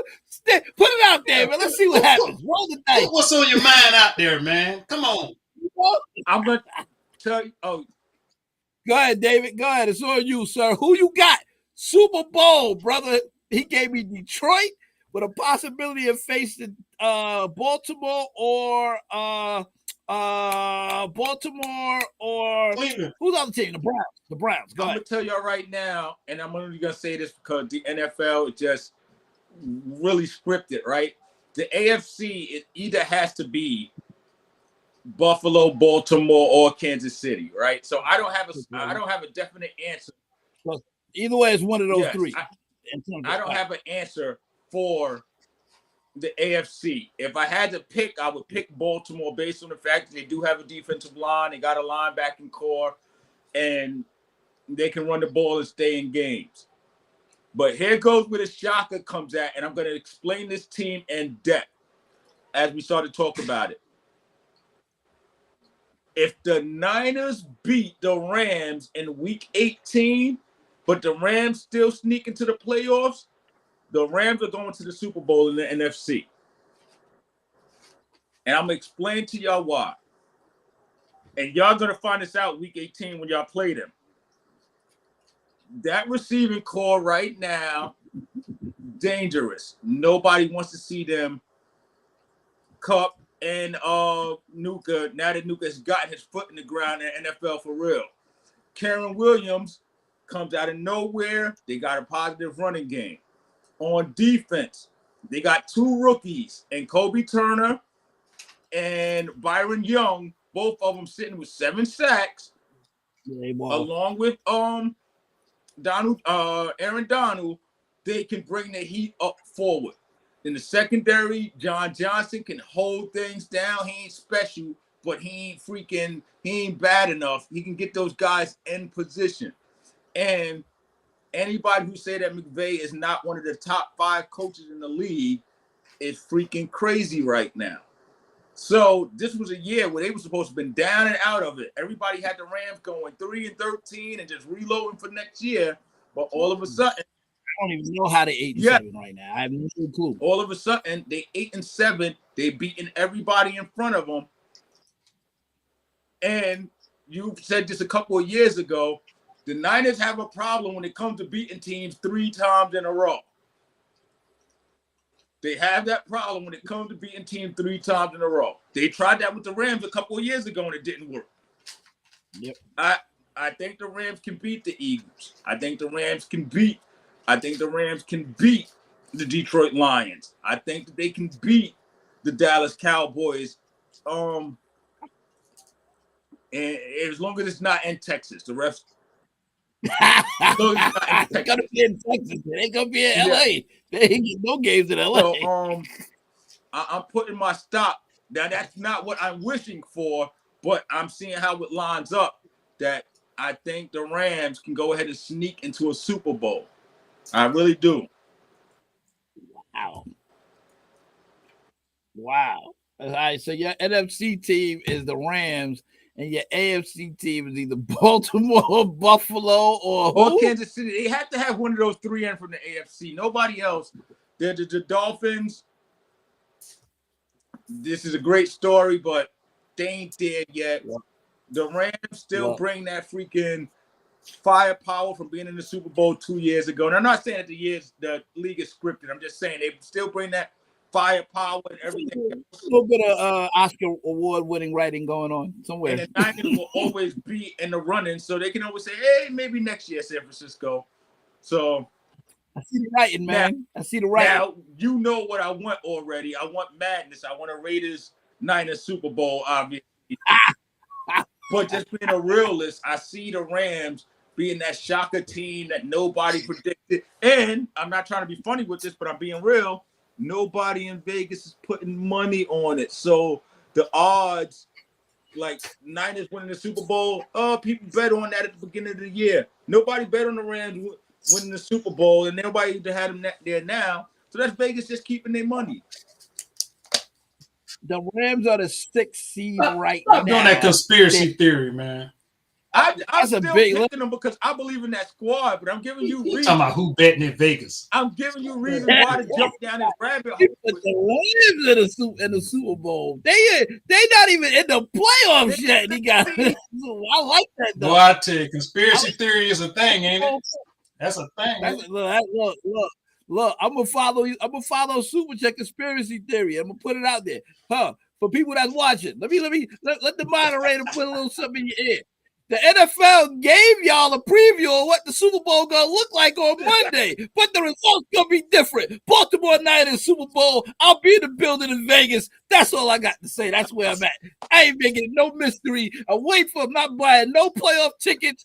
My only tickets will be in Vegas to sit there in person as we get our revenge on daggone John Harbaugh, who I can't stand. So yeah, I need that to happen, man. I'll be right back, fellas. I was like, so that's where I'm at with it. I think that might be the case. I think I'm watching the script writers. You know, I'm like, you know what?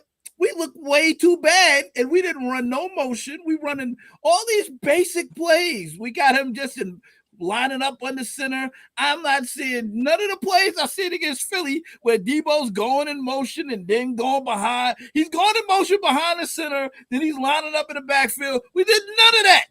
There was no motion this game against one of the best defenses. I said, oh, I see what's going on here. So my mind says, I think I noticed something. So if I was right on with the Philly 3-game losing streak. I think I'm gonna follow suit and I'm gonna stay with my boys getting in there, man. I got them in Baltimore. That's where I got it going. Only because I see Baltimore being their defense is ahead above everybody else's on the AFC. And I think the Niners, my hope is this, David, that when the playoffs start, I'm hoping the Niners don't see the Cowboys and Eagles like back to back. I'm hoping one of them eliminate each other. That's what I need. I need this thing to line up where they play each other, one of them knock each other out, and then we get the results of that. That's what I'm hoping for. But it could be where Dallas plays Detroit, which we got coming up this week, and Detroit loses this game in the regular season, but then beats Dallas in the playoffs. What you think about the playoff? What do you think about Dallas and Detroit as we're off of the playoff game? We're back on the regular season. Who you got winning that game this Saturday? Detroit doesn't do it for me. There's something missing. I've watched a lot of Detroit games this year, and sometimes the running game is there, but the passing game is lacking. Sometimes Aiden Hutchinson is getting to the quarterback, and the secondary is being exposed. Sometimes C.J. Gardner-Johnson has a secondary and everybody on clamp, but Detroit is getting ran on. We keep talking about that tough mindset that Campbell brings, but there's something missing. They're probably just still a year away. So I see Dallas, and I know everybody's like, Dallas is this is the meat and potatoes of their schedule where they got to prove it to everybody. Right. But I don't think Dallas is thinking that way. I think Dallas is just thinking we're going to get in here and we have enough talent to beat everybody in the league. So I think they're going to beat Detroit this week. Yeah. And it won't be a shocker to me. It would be anybody's shocker who bet on Detroit that Dallas is gonna lose that game. What is your issue with Goff, man? You don't like, did Goff do something to you during fantasy that made you not like Detroit, man? What is it with Goff that you don't? They're 11-4. No respect. Like, what is it, man? You gotta explain to me. What in the world? It's not Goff and it's not Campbell. It's just when you look at the offense, Amar Brown does his thing, but it's Brown. Yeah, he's a stud. But is Brown a possession receiver or is he an alpha? I don't count him as an alpha yet. I don't. He's a game breaker, man. He's a game breaker. 1,000%. Williamson, who they drafted, complete disappearing act. I'm sorry, I don't know what came on with him. They don't know how to use him properly, it seems like to me. They don't know how to use. You gotta give him space. You hit him in space, and he gonna kill the corner. They not gonna be able to tackle one-on-one. Go ahead, but they don't use him right. Go ahead. I'm sorry. No, that's fine. Sam Laporta, rookie. I mean, he's gonna develop into something great. But I know you loved him. He helped you out a lot this year. 1 week he's a monster. Next week they don't have him included in the offense. I mean, it's just like it's almost like with the Philadelphia Eagles. What is this team identity? Nobody knows that. You can say tough grid, blah, blah, blah, but what is their offensive identity? Are they a running team? Are they a passing team on defense? So I don't have stock in Detroit. Detroit yet. I wanted to know who he got this Saturday, Detroit or the Cowboys, because they play each other. So get that in your head, Ruben, as when he gets ready to wrap up his. Give me a breakdown of who you got winning that game, because that's a big one. 10-5, 11-4. Go ahead, David. I mean, that's it. And I think Dallas just has enough to weather that storm. I don't see them not being able to come out of there and get a win against the Lions. I don't think the Lions are ready just yet. Even at 11-4. Wow. What else you got to do? Minnesota was 13-3 last year, and we see how quick they got exposed. 13-3. That's your favorite player in the entire league was at the quarterback. That's why he would probably say Detroit ain't ready because of the teams who they lost to. I can see why he would say that. They lost to the Seahawks. The Seahawks is a good team. They've had some upsets this year. They beat the Ravens. That was they lost to the Ravens. I'm sorry. They lost to the Ravens. They lost to the Seahawks. They lost to the Packers. They lost to the Bears. Now, that's the one that really stuck out to me, the loss to the Bears. Yeah. So I can see why he would say that, but anybody can be beaten on any given day. Who would have thought Philadelphia was going to lose 3 straight? Who would have thought y'all was going to lose the games y'all lost? You know what I mean?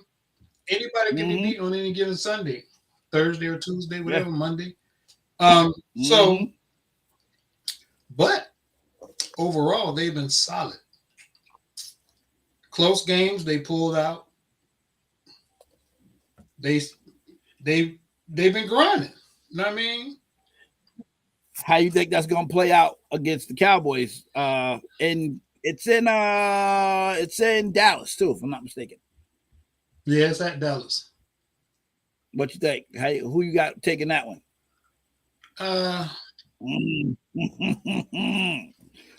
As far as thought, I see the wheels turning. You try to process it. You doing the matchup in your head. As far as what I've seen in Dallas this year and from what I've seen in Detroit, I would say Detroit, mainly because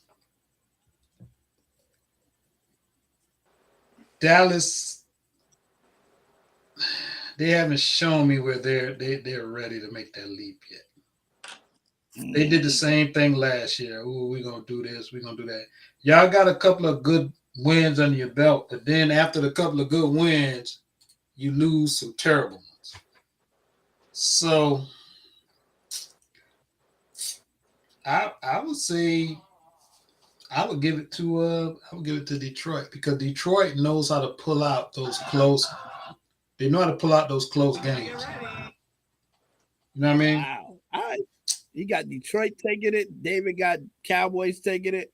And Lamar just put it up there. And I'm going to make sure the Cowboy fans see it, and I'm sure they will see it. Dallas loses 3 straight. Philadelphia was their Super Bowl. Wow.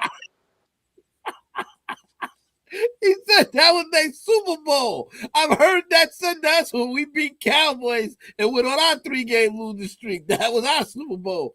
It happens, man. You get so pumped up for that game, and then the rest you think is a cakewalk. Next thing you know, you lose to Cleveland, you lose to Cincinnati and Minnesota. That's what happened to us. But Cowboys better not sleep, because Detroit is not no Detroit got a 2-headed monster at running back. Believe it or not. Montgomery and Gibbs is a nice little tandem, man. So don't sleep. But Dak has been playing exceptionally well. CeeDee Lamb's been out of this world. Outside of that, the rest of them, they all been contributing. So it's not Pollard looking good, but I think that's a good matchup. I'm actually happy the NFL scheduled that where they beat each other up. I needed that game to happen. I need that. And I'm not sleeping on the Rams, contrary to popular belief. Now that David threw that out there, it's kind of in my head like, yo, the Rams are still in contention here, which I couldn't believe between them and Seattle. I need both of them out of here. I don't want to face no team 3 times. Get them out of here. Get Seattle and the Rams out of here. I don't want neither one of them in the playoffs. I don't like playing teams 3 times. I don't like it. Don't sleep on Minnesota either. They should be out, right? No. They still No. there's no way. Minnesota's still in Yes. Yes. They still got a way to sneak in. Good. Geez. If you look at how many teams got 8 losses and 7 wins, you would be like, wow. It's a lot of on the bubble teams, man. Yeah. I don't understand this. I don't get it, but it makes it interesting. It does. Nobody is clear. All right, so let me ask y'all this clear question. After 17 weeks, we're now at week 17. Who is the clear-cut best team in the NFL as we get ready to go to college for our next transition of time? I want you to see how bold are you. So we see the power rankings and everything else. Screw all that. I want my panel to tell me, who do you feel one team? I don't want no 3 in a scenario to possible. This ain't cards, not 3 to possible. I need one team as of right now who you feel is the best team in the league as it stands today. And if it's the predictable one, that's fine. I just want to hear so we can make sure that, I get my panel's opinion. And Lamar and anyone else watching, put that in the chat. Let me see what you got to say as I go to David first. Go ahead, David. You should not have came to me first, because as soon as I say a team, they're going to wind up losing on Sunday. So it's hard to say. This is the most complete NFL season. If I'm saying the team that I like, I'm saying the team that I like, Baltimore defense packs a whop. They proved that to y'all. Not Baltimore, but in my last, Cleveland defense pops a whop. Nobody in the AFC wants to see Cleveland for real. Baltimore, Lamar Jackson, we just talked about. There's no clear-cut favorite right now. Anybody who tells you that at week 16 and a half, they'll be changing their mind in week 17. This is may the best man win. We don't know who the best man is in this. So you ain't giving me, he ain't giving me no team. Ruben, maybe you bold enough to throw it out there. David ain't giving me no team. He just was like, nah, it's only 2 more games. So we can't say it's not rocket science. It's only 2 more games to really determine who is the best. But in terms of what you've seen thus far, Ruben, are you willing to go out there and put it out there? David, I got to give it to you. I don't want to give it to you, but you're right. It's hard to determine that when it comes to, it's only 16 and a half. But go ahead, Ruben. I won't fault you for not being able to give me one, but go ahead if you want. Top team in NFL. Let's see. Hands down. It ain't no hands down one. It's not a hands down one. You can't say this team is better. No. But I will give you who has an edge. A slight edge. I would say Baltimore. I would say Baltimore Rich, has. Don't get out of here coming on an hour late. Go ahead. I said Baltimore has a slight edge. Okay. because their defense been doing their thing. And they've been consistent on offense. I won't say blow you out offensively, but they have been consistent. So I would say Baltimore. Now would you have had them prior to this game with the Niners, or that's based on what the shellacking that they did on the Niners and kind of like encapsulated everything like that settled it for you? Yeah, that put it in perspective how they did the Niners last week. Respect. And the body says Ravens. I'm not mad at that. I'm not mad at that. I think we made them look better than they are, but I have to respect what they did. Like they did what they needed to do, but that offense for me is hit or miss. Their defense is nice, but that offense for me looks like, to me, it's you cover your receivers and your defensive ends try to contain Lamar. There's nothing there.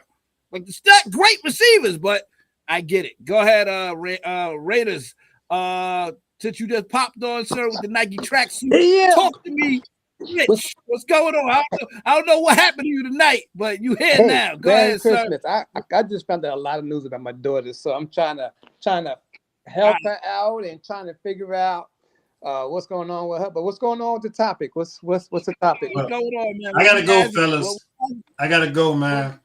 All right, my brother. Later, Rue. We about to wrap it up shortly anyway. Rick, Go ahead, sorry, I gotta go as you come on, but I got a little 1-year-old upstairs that's calling my name. So who's that? The Ruben? Who's that? The Ruben who don't fix his lineup?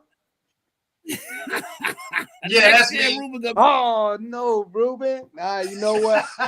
I'm gonna have to get your personal phone call. I mean, get your whole lineup.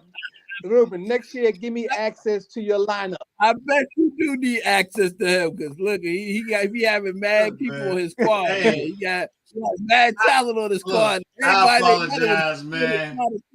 All year long. I'm the only one that looked up and traded. I don't think nobody else traded with him. When you're dealing with a 1-year-old and a 5-year-old going on 6, man, hey. Well, the 1-year-old's really going on 15 and 5. Yeah, I listen. I'm done with that. But let's, Ruben, it gets worse though, man. It don't get better every year. You think it gets better? Oh my God, though. The one that's 17, the other one is 16. Oh my Lord, the challenges start. And Rich got like 8 kids, so take it from him. He know he got like, I mean, he got 5, right? Who? Me? Yeah. Who? Me? Yeah, you, man. I gotta move on. Well, the thing about me is that I only got never mind, Rich. Never mind. We gonna keep it moving. All right, happy holidays, y'all. Be safe, man. Yo, Rich can never give a clear answer the same as Rich. So let's answer this question, Rich. I know that, David. I never knew that was a trick question. Yeah. David, that's you? Yeah, what's up? How many pounds you lost? Quite a few. What? You got this tummy tuck or something? What? No. Yeah, it's good. It's good going. But Rich, let me get back. Well, anyway, Dave, you look great, man. Back to school. We talking kids and all of that. Listen, we family, man. It's the holidays. I know how it is. But Rich, let me ask you, man. We said who's a clear-cut favorite. So what I'm asking for first, before I get to, let me ask you that. Who you got as a clear-cut best team in the NFL? Give me that one first. The consensus has been Ravens. Outside of me, I'm the only one that's still going. I want to be biased and say my boys, but I'll give that to Ravens based on the shellacking they gave us. Who you got as the overall best team in the NFL, hands down? I'm going Miami. Ooh, okay. I'm going Miami. Okay. Because if Miami is the weather's right and they're in the right stadium, they could eat you alive. Don't matter. You can't double everybody. Everybody's running the 4-2.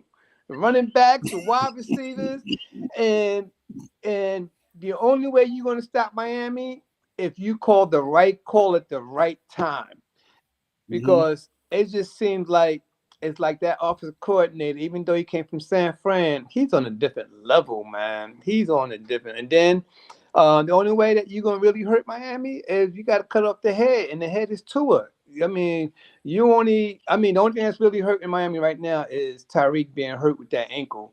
But if he's 100% healed and you in the right stadium, the only way Baltimore's going to win it all if they flat out win out, and you got to go to Baltimore.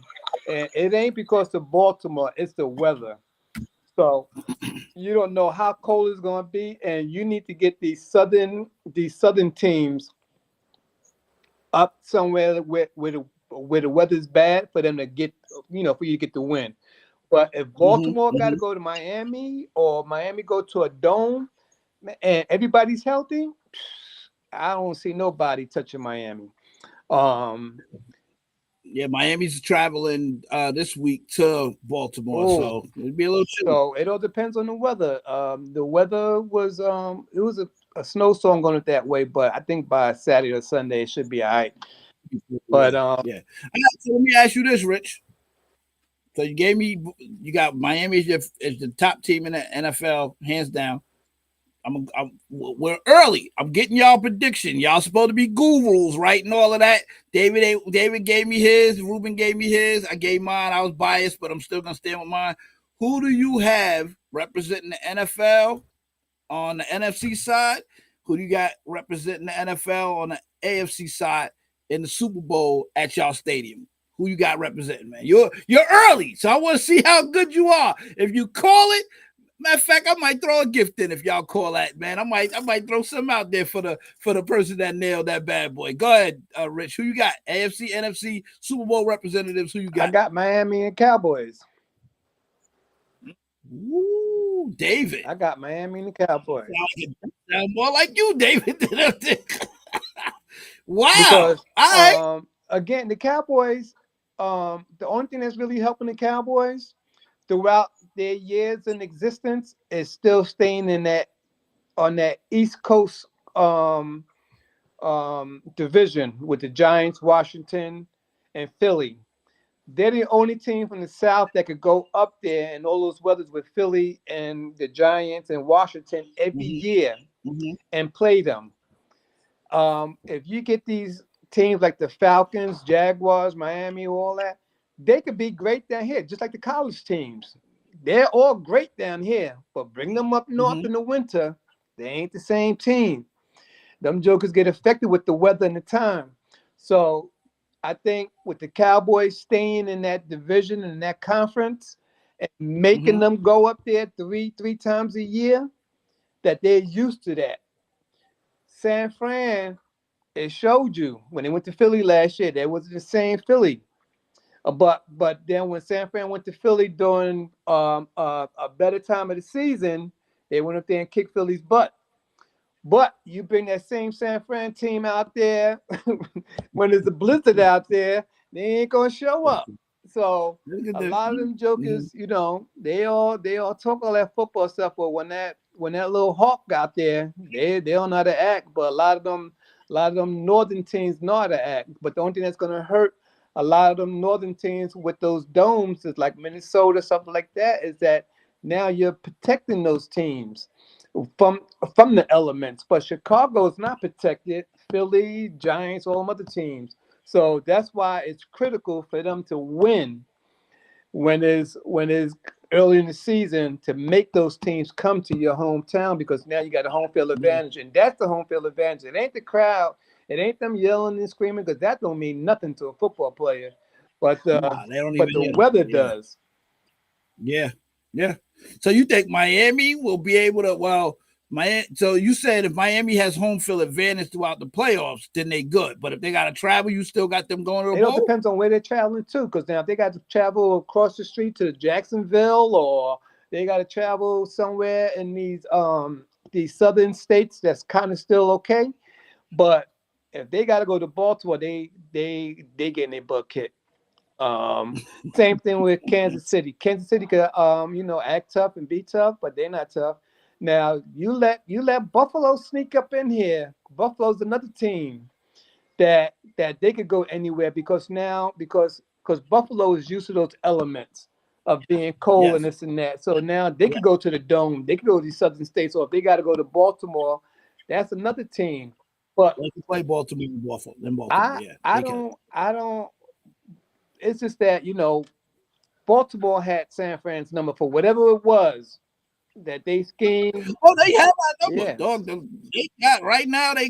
We beat them in the regular season during our Super Bowl year, and then they beat us when it counted. So, like, we had problems with Baltimore when it counted. I'll say that. I'll say that. Go ahead. But yeah, I mean, that's so it all.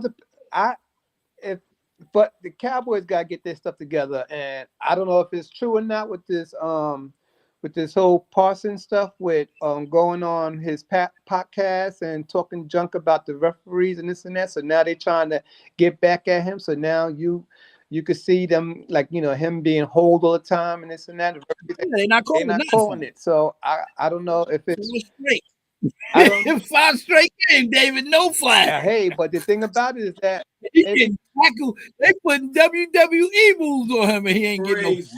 But the thing about it is that Max Crosby for the Raiders don't even have a podcast, and I could clearly, and I'm yelling and screaming at the TV saying they holding, and then I see a flag like, oh, they made the call, but then there's something else going, passing in front. What? You didn't see the hold on Max? So like I felt Monday night. I'm sitting there looking at Baltimore. I'm like, I know Baltimore can block, but I'm like, bruh, when you're holding out here and guys can't get off, I'm like, that's not blocking, that's holding. But you know, you beat fair and square. In the body, I gotta ask you, put your AFC, NFC, who you got in the prediction in the bowl. I'm ahead of time. I'm ahead of schedule, but I want to see if you really about that. If you really, as they like to say, stand on business. I really want to know if you're able to predict AFC, NFC while Rich is continuing. Go ahead, Rich. So yeah, so who does David got in the Super Bowl? I'll let him tell you. In the Super Bowl, Yeah. I said a team nobody's gonna believe. I said the Rams in the NFC. And I already gave my breakdown, so I'm not going to go back over that because it was definitely long enough. Mm-hmm. And the AFC, like I said, it's going to be one of the 3-headed monsters of either Buffalo, Kansas City, or the Baltimore Ravens. And listen, the Rams look good that night, but I don't trust the Rams. I don't trust them yet. They gotta give me more in defense. The offense looked good, but we all know what carries the Rams is that quarterback. You got to knock them out the game, man. Knock them out the game, and then they go down. It's same thing. I mean, it's pretty much just like everybody else.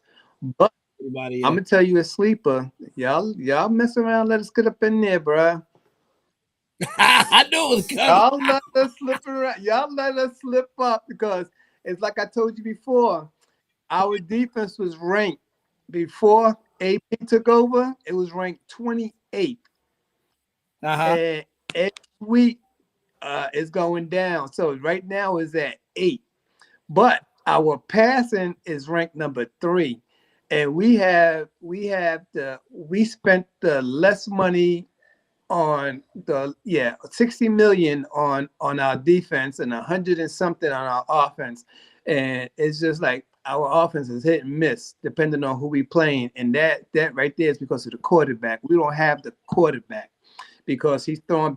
Y'all had him. Stidham. Y'all shouldn't have let Stidham go to Denver. That was y'all fault. Well, it ain't y'all. It's Josh McDaniels, and he just it was time for him to go. But I'm pretty sure that both them quarterbacks ain't gonna be there.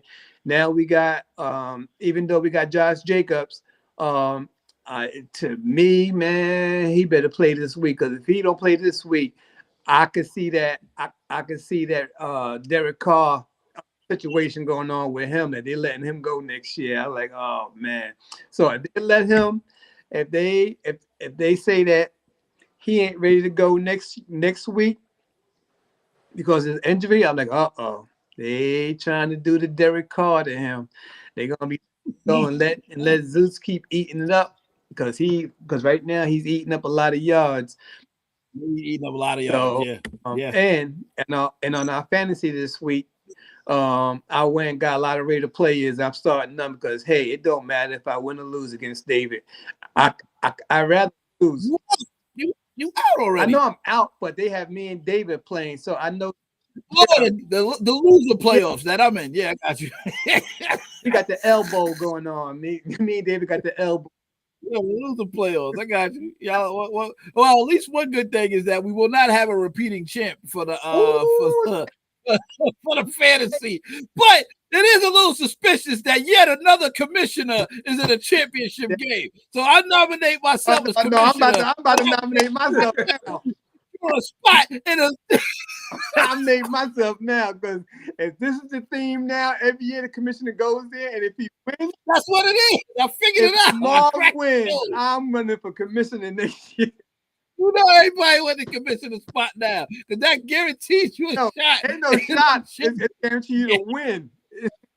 You know. So, Rich, bottom way as we get ready to close, and hold on, let me read the comment that came in from In the Body in regards to your Miami claim. He said Miami's defense is not consistent, and then he said, if you think Miami gonna do it, then you have to put Buffalo in it. That is true because Buffalo can play in that cold weather. As a matter of fact, seem like they like cold weather, and they haven't even hit their stride yet. They've been kind of a chameleon. They like hit or miss.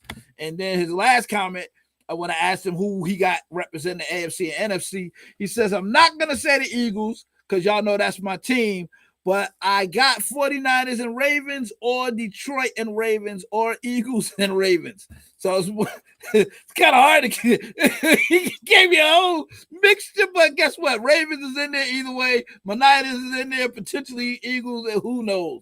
But that's where we are. So, Rich, as I get ready to close out, David and I was having a quick debate about your Raiders, and come to find out he really loves Champ Kelly and wants to keep Champ Kelly yet another year as the full-time GM. He has no problem with him being there, and he's clearly in favor of Jim Harbaugh staying in Michigan and giving AP. I'm making all of this up. Rich, if you believe a word of that, as much as we talk, Rich, if you believe a word of that. I just knew you came around, David. Thanks to you, Mike. I just knew you came around and saw the light, man. I told him, I said, you don't like the big three that y'all got? And David was like, he's cool with AP, with, if he stays, but he wants Harbaugh, but he Champ Kelly, he has zero interest, at least from the conversation we had earlier on here about keeping him as the GM. He needs, who do you have in mind as your GM, David, that you didn't say who you want? Now, see, that's the problem. All the GMs I want are recently just signed. Like I said, I mentioned Monty, I mentioned Carthon. We know Lynch ain't going nowhere because he just signed an extension and the way that y'all playing. So I would have to look. If I don't want to go retreads, but Ron Wolf, up in Green Bay, especially after the season that they had where they didn't all put it together. So I mean that wouldn't be a bad idea. Nothing from the Commanders, definitely. I told you I threw a dark horse out there. Ryan Clark. No. You think he can be a yes, GM? I do, but he has too many other great things going on right now, right? So we're not gonna take his roses away from what he's doing over here. Focus on the silver and black. Yeah, that's true. Well, I'm here to say, when back then when I was telling David that we getting rid of David Carr, he was telling no. We got rid of David Carr. It's not like I have an inside source or whatever, but money wise, they come out cheaper keeping AP and Champ. And the only thing that they both got to do is go in there and tell Mark Davis, look, the team is not broken. We just need a couple of pieces here, there. And at the same time, if you get anybody new, whether it's a head coach or a GM, break this thing up.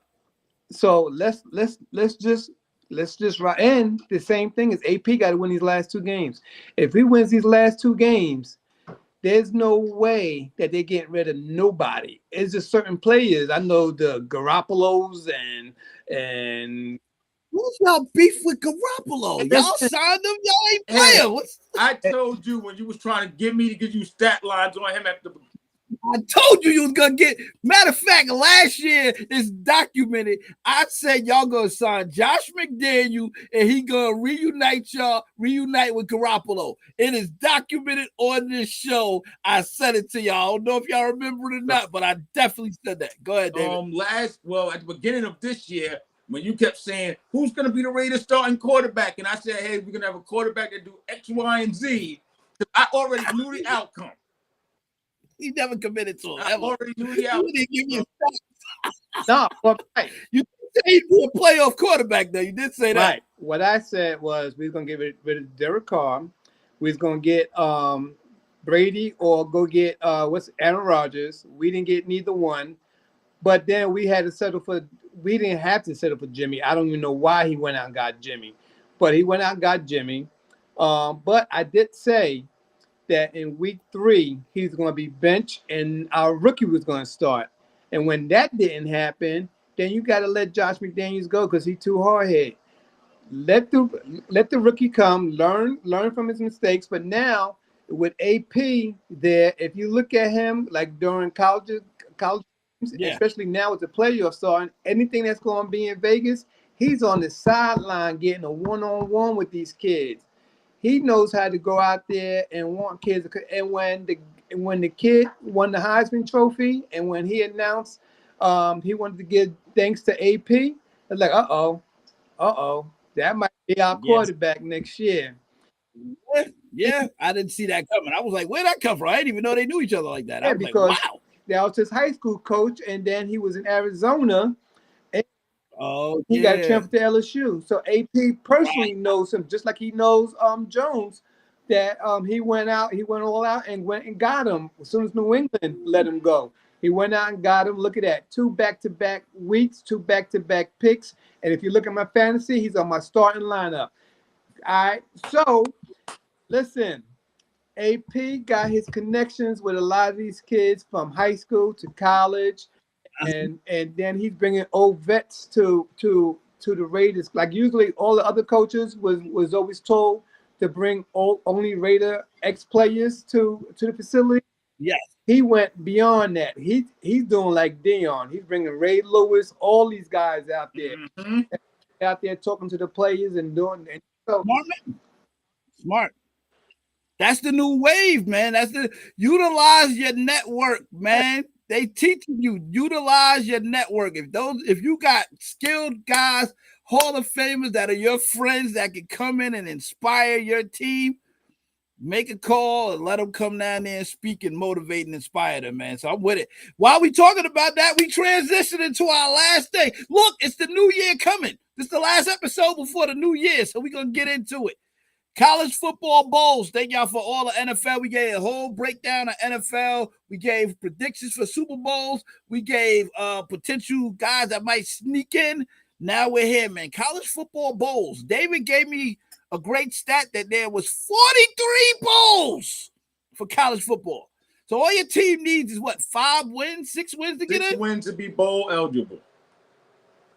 6 wins. That's it. 6 wins and you could be in a bowl. You could be in the toilet bowl. You could be in the fruit basket bowl. It's a bunch of bowls out there. I'm trying to get the Fans Club Live Show bowl, but I heard they cost millions of dollars. We're not there yet, but I'm going to move towards it. Go ahead, David. Well, after I kept reading that, to be in one of the lower bowls, it only costs a couple of $100,000. To be in those major bowls and get those sponsored, that's when you're paying the $25 to $35 million. Rich, I need you to finagle what you finagle, sir. You the plug. I need you to work that out so that this time next year, the Fans Club Live Show Bowl is a thing. And I'll take Arkansas State versus whoever. I don't care, brother. I need us to get a bowl, man. Go make that happen and let us find out. Finagle and get us some financing, man. Do what you do out there. Hey, listen, as long as you got Bama and Georgia in the championship again this year, I believe Bama gonna win, but the powerhouses it's going to always be the powerhouses because they know how to get these kids to come out there and sign. So they start from when these kids are in 6th grade, 8th grade, coming out to their facilities, running camps and running drills with them. So all these colleges know how to do it now. They don't wait till you're a senior and high school. They do it at the elementary level. They're not even doing it in middle school. So if you see our kids out there shining, believe me, all these colleges is on their radar now. They're not waiting no more. So, and especially now with this money involved, going to a bowl, I won't put past Dion hanging out a little bit more in Georgia. He ain't gonna be running around Colorado because the talent is in Texas, Florida, and Georgia. That's where a lot of if you want a lot of talent, that's where they at. Georgia, I'm gonna say it again. Georgia, Texas, and Florida. Not California? California, I don't know. I all I know is that they breed them down here all year round. It might be a certain time of the year in California. Cali's so big, man. I gotta give Cali on that list too. I'm saying, I got you. So while we there, let me go, Rich. And David, I'll give you got time to kind of think about it. Rich, I'm throwing you out there real quick. Is there a specific bowl specific college bowl matchup that you seen or that you want to see that's that's coming up? Because I know they all started December 16th is when the first bowls happened. Is there one now that you're looking forward to? Go ahead and touch on it if you want. I treat college like baseball and basketball. Mm-hmm. I wait for the big game to come on for me to watch. I don't watch the I only watch the games that matter because I know that a lot of those teams are going to be the top 4 teams. A lot of they play in the first 3 picks. So I'm looking at those bowls, but at the same time I'm looking at them. I'm looking at certain players, certain positions now. And I'm hoping that that they're part of the Raiders next year. So those are the top 4 teams I always look at. I don't just look at any team just to be looking at them because I know it matters when it comes to the draft. Maybe later on, like how David is. David's more in tune to those 7th and 8th rounders and 3rd round. I'm into 1st, 2nd, and 3rd round, maybe 3rd round, but I'm into really 1st and 2nd rounds because that's where your money's at. So you more concerned about the Alabama, Michigan, and the Texas, Washington, like you care about those. That's the game you worried about, or you more worried about the Georgia FSU game. Like that's what I'm just looking at. Really, the national championship is going to be Georgia and Bama.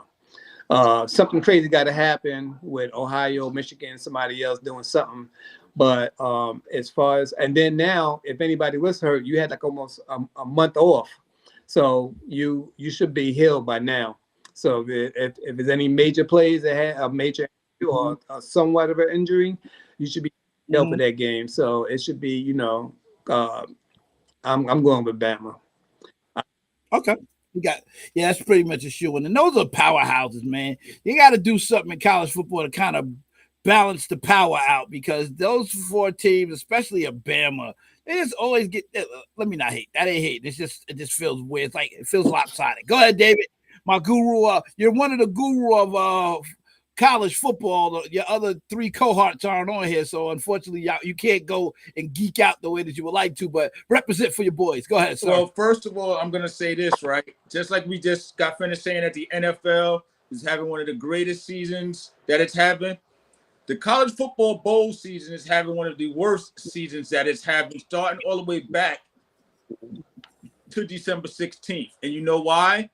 Because people went into the transfer portal, transferred, and they're not playing at these games. Florida State versus horrible. Yeah. Florida State just had 20 people declare for the draft or enter the portal to where they're not going to be at a major bowl game.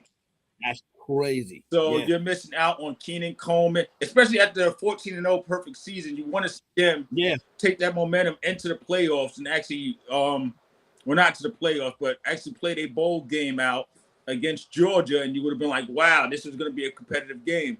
But that's happening all over. That happened at Arizona, Oklahoma, which is going to be coming on tomorrow morning, which I'm going to be watching. Well, tomorrow evening, which I'm going to be watching. Clemson, Kentucky, thought that was going to be a good game, which is coming on tomorrow at 8 o'clock for both the linebackers, Jeremiah Trotter Jr., and the other one declared for the NFL.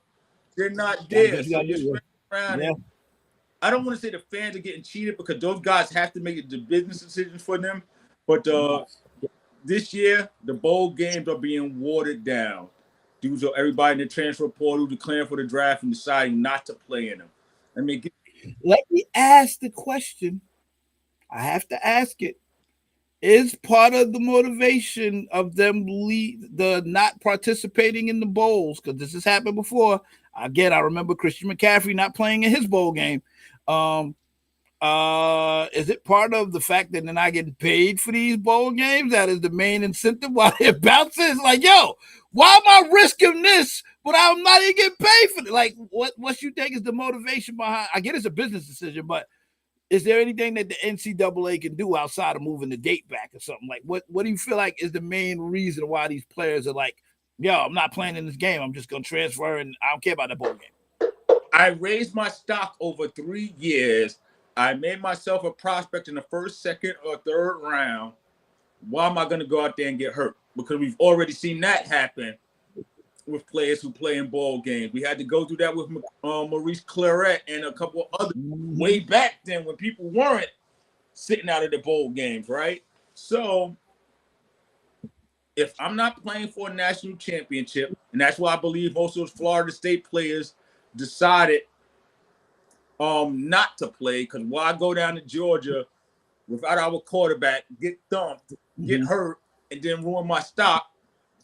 Yeah. Why do that, right? You can probably incentivize them with money, but you can't even do that because in the Florida State case, all those guys, a good majority of them that left, had NIL deals. So So Coleman had an NIL deal. Benson had an NIL deal.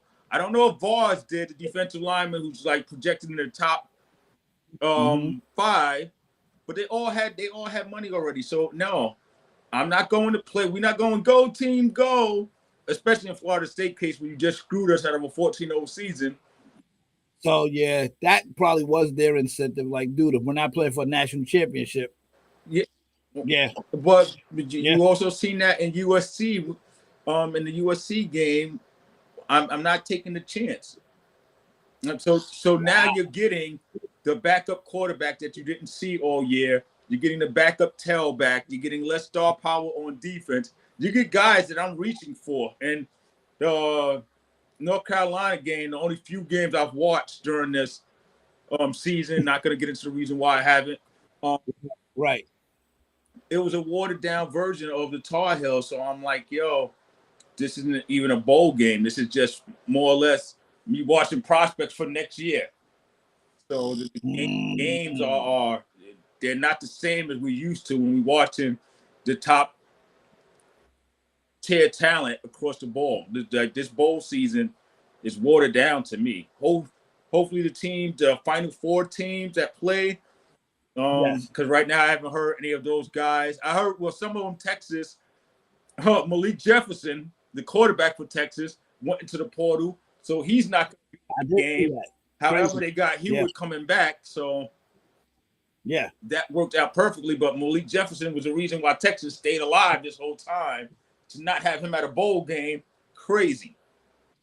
Business decisions, man. I get it, man. Look, for me, it's way too many bowls to keep track of. So that's why I need Rich to finagle his work that network and get us that bowl. You know, we can by this time next year, we'll be able to afford a couple of $1,000 bowl, maybe $50,000 bowl. We might be able to be sponsored for that, man. So figure that out, Rich. But listen, man, the one I really don't care about the national championship because my team picked so late. I know we're not getting probably nobody that's top level out of either one of those teams, but I look, I'm rooting for the Liberty Flames against Oregon, man, and that's just in the Fiesta Bowl. I like that matchup for Liberty more than for Oregon. Oregon's probably like, come on, man, y'all could have gave us a better opponent on paper, but you know, look, my nickname for my fantasy team was Underdogs. I like the underdog, man.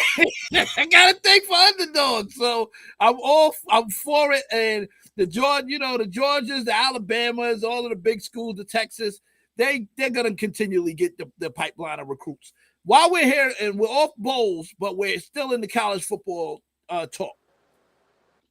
How does this, now that it's kind of like, I've seen videos circulating where coaches are talking to high school students, high school football players, how the portals really impacted them.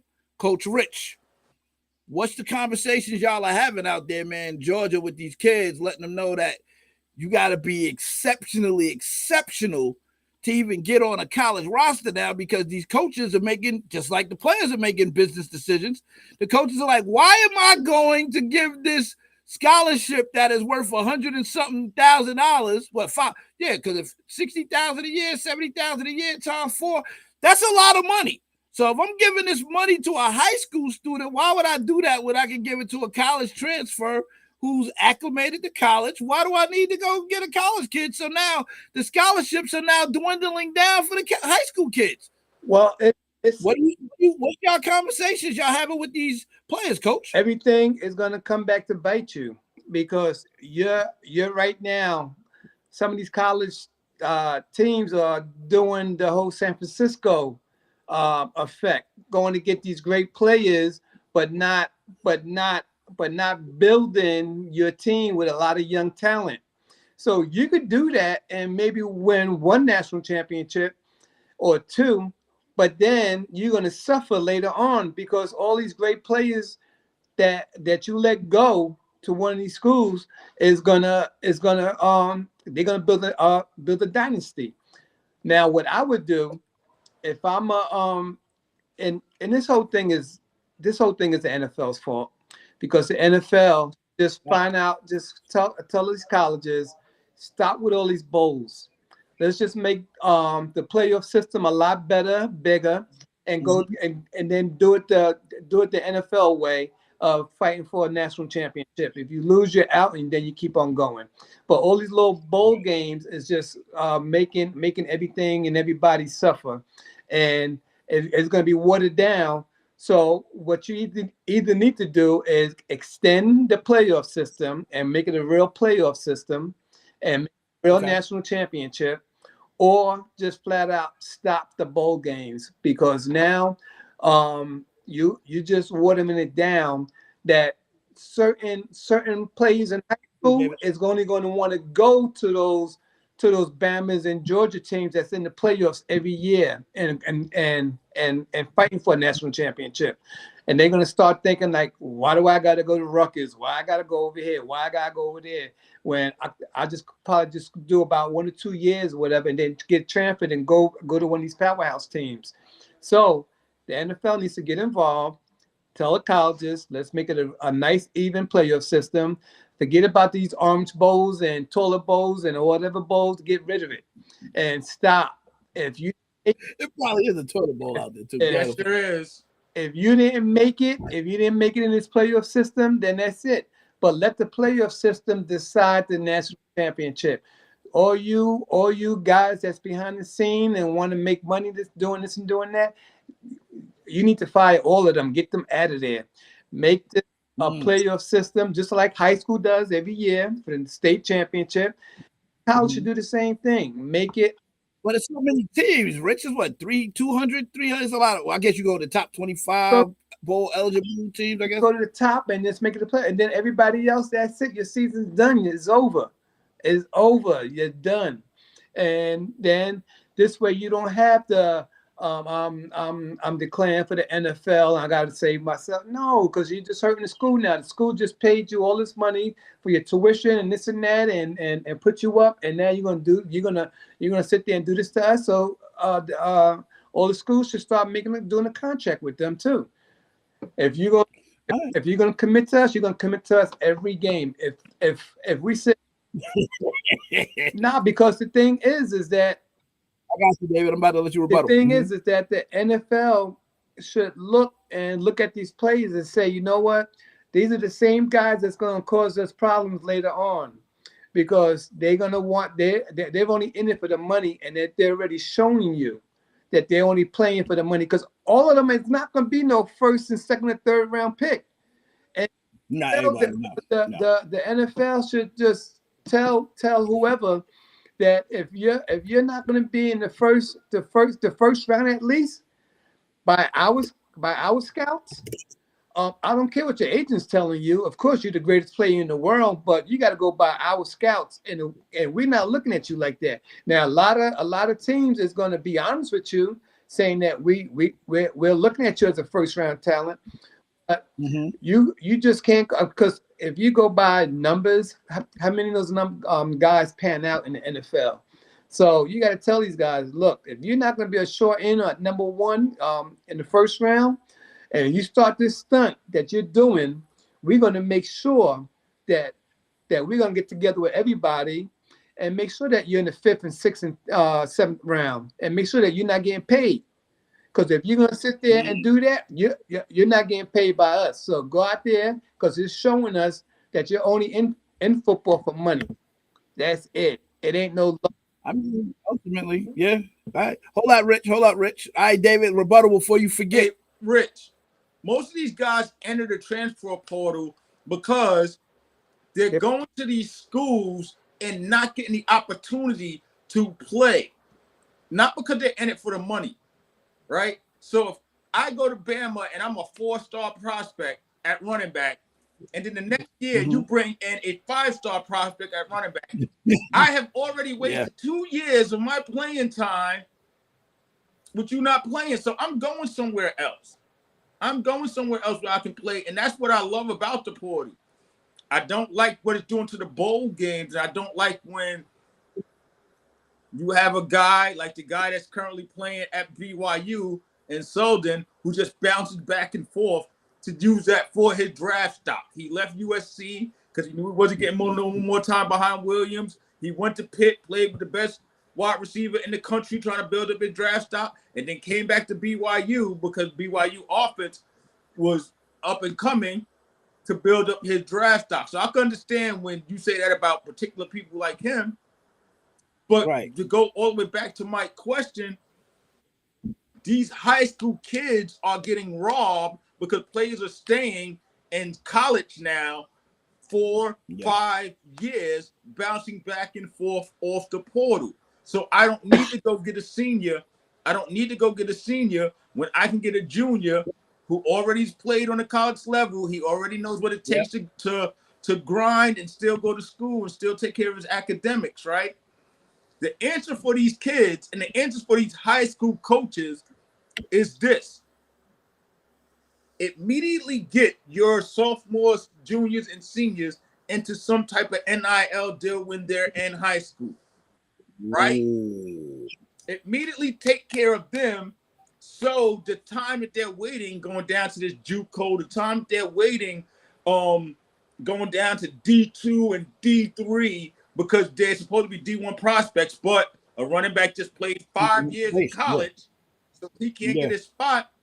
You as a coach figure out sponsorship for them to get NIL deals early, so at least they have the business plan for it. They have a financial stability behind them while they're sitting there playing a waiting game. And then they're ready for the business aspect as well as when they go into the portal, because somebody's going to recognize them if they have talent. You can start off at D2 and end up at Alabama now. Somebody's going to recognize you have talent.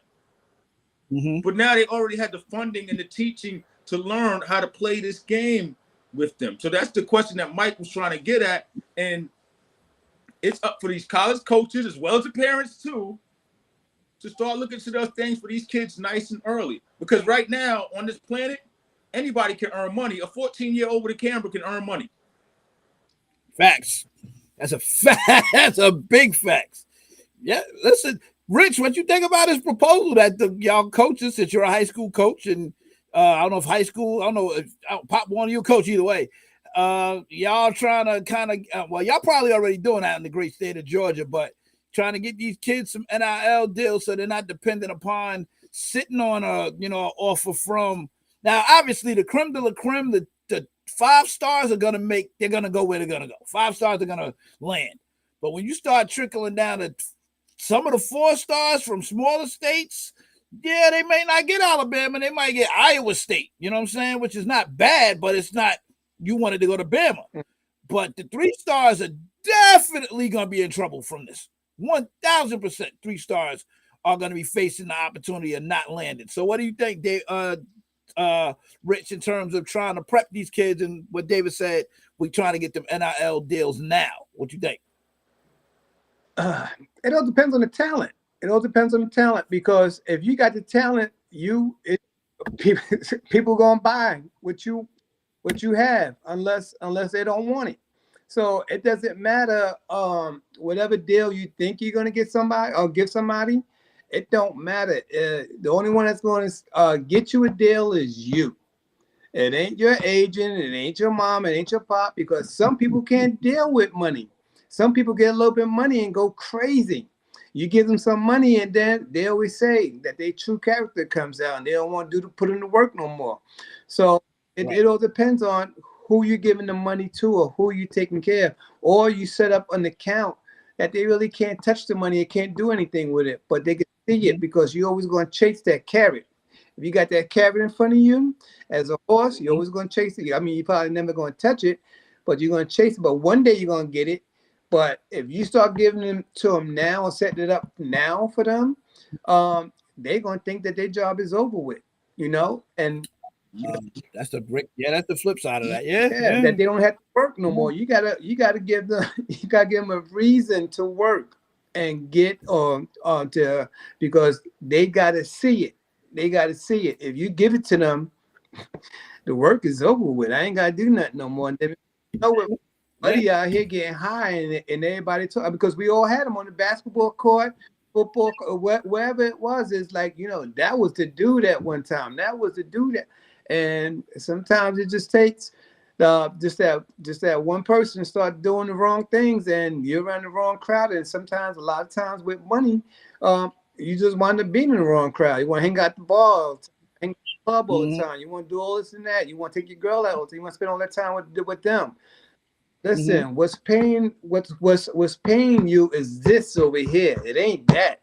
So they always say, just like that song, is this or that. This or so you got to choose.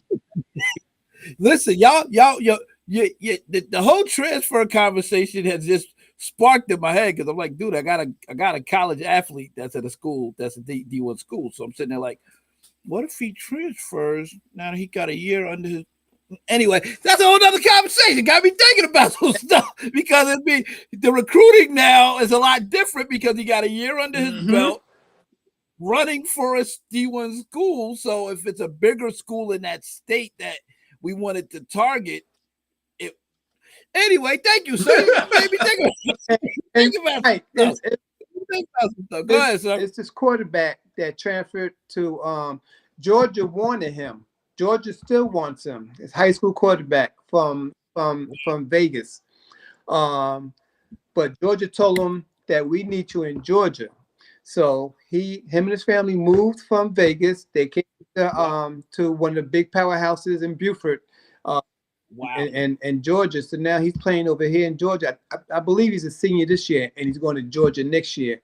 But this is how big Georgia is that they making the kids that's coming to Georgia transfer to come to Georgia now in high school, then wait to go get them later on. Big business. I'm telling you.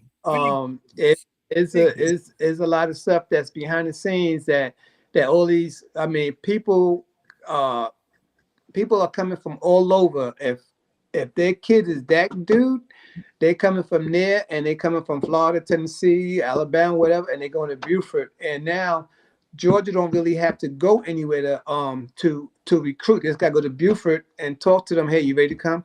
So now the top safety for Bama, that's a freshman this year, Caleb Downs. I showed you pictures of him last.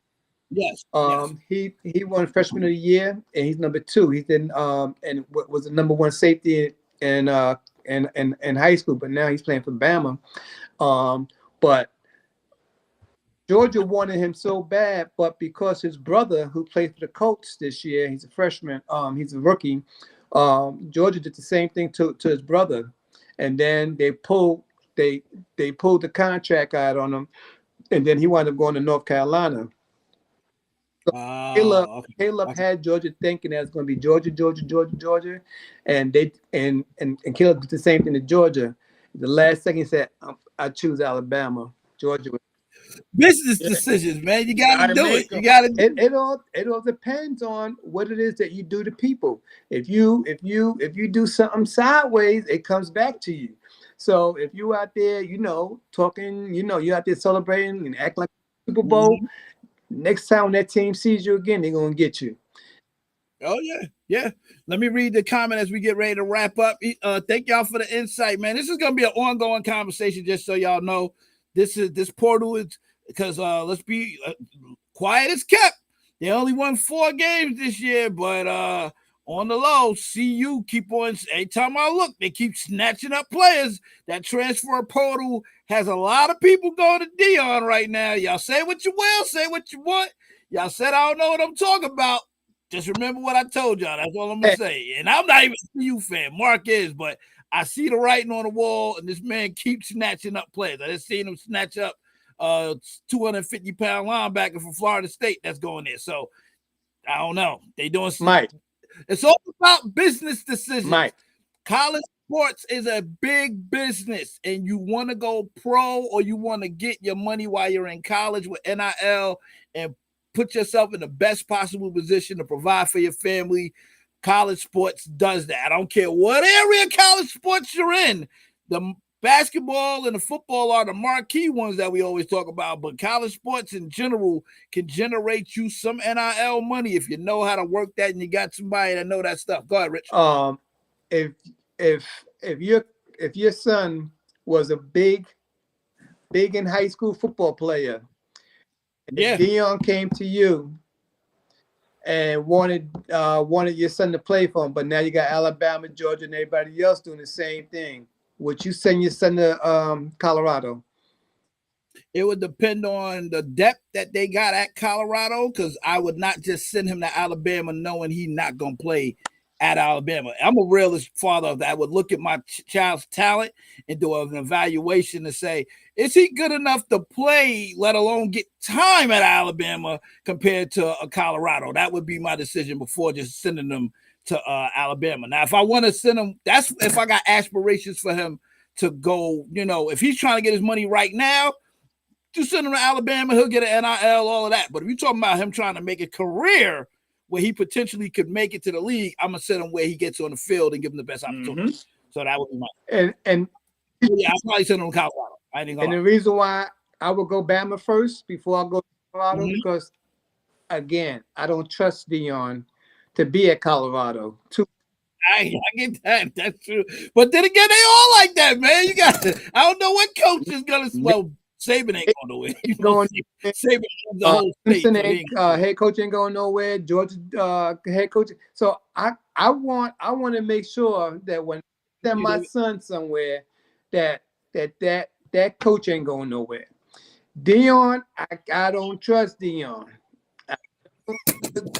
Dion's been known to follow his kids. Wherever his kids go, he go. That's a good point.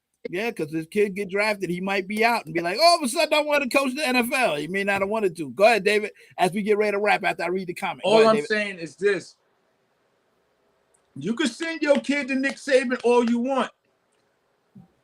But Nick Saban got 5 kids behind your kid the next year. So your kid might be on the bench for 2 years. Hey, just like I said, just like I. Hold on, let it rock. Go ahead, David. Hold. One second.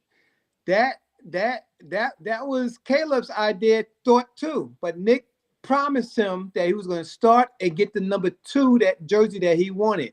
His running back is number 2. He got 2 number 2s out there and gave that kid whatever he wanted. Now, it depends on the kid. If a kid looks like he's ready and his body, because ain't no high school kid jumping into the college ranks, your body ain't ready for that. them boys been lifting and everything else. Same thing from a kid in the 8th grade jumping into a high school thinking that he's gonna start on the varsity team. He could go up there and start on the varsity team until he get punched in the mouth by almost a grown man. And the same thing from a high school going to college. You get football, yeah, basketball, nah. Basketball, they transition real quick. Basketball because it's less physical. They only on the pick or something like that you're gonna feel it. But most of the time, referees are there to protect you. College and football, you might have only 4 referees out there, and if you know where their eyes and their heads at, you can get away with a lot of stuff. But go ahead. Actually, no. If you think about it, Rich, offensive linemen come in as freshmen, and some of them be studs day one when they come in. They so big and massive, especially the ones Georgia. I just seen Georgia sign like 4 dudes that's like 6'5", 350, 330. Like 4 offensive linemen coming to University of Georgia. Go ahead, David. All I'm saying is this, Rich. You talking about the cream of the crop, right? I'm talking about the middle of the road. If my son is 5'8", 170 pounds, he should play baseball. No, just hit me out.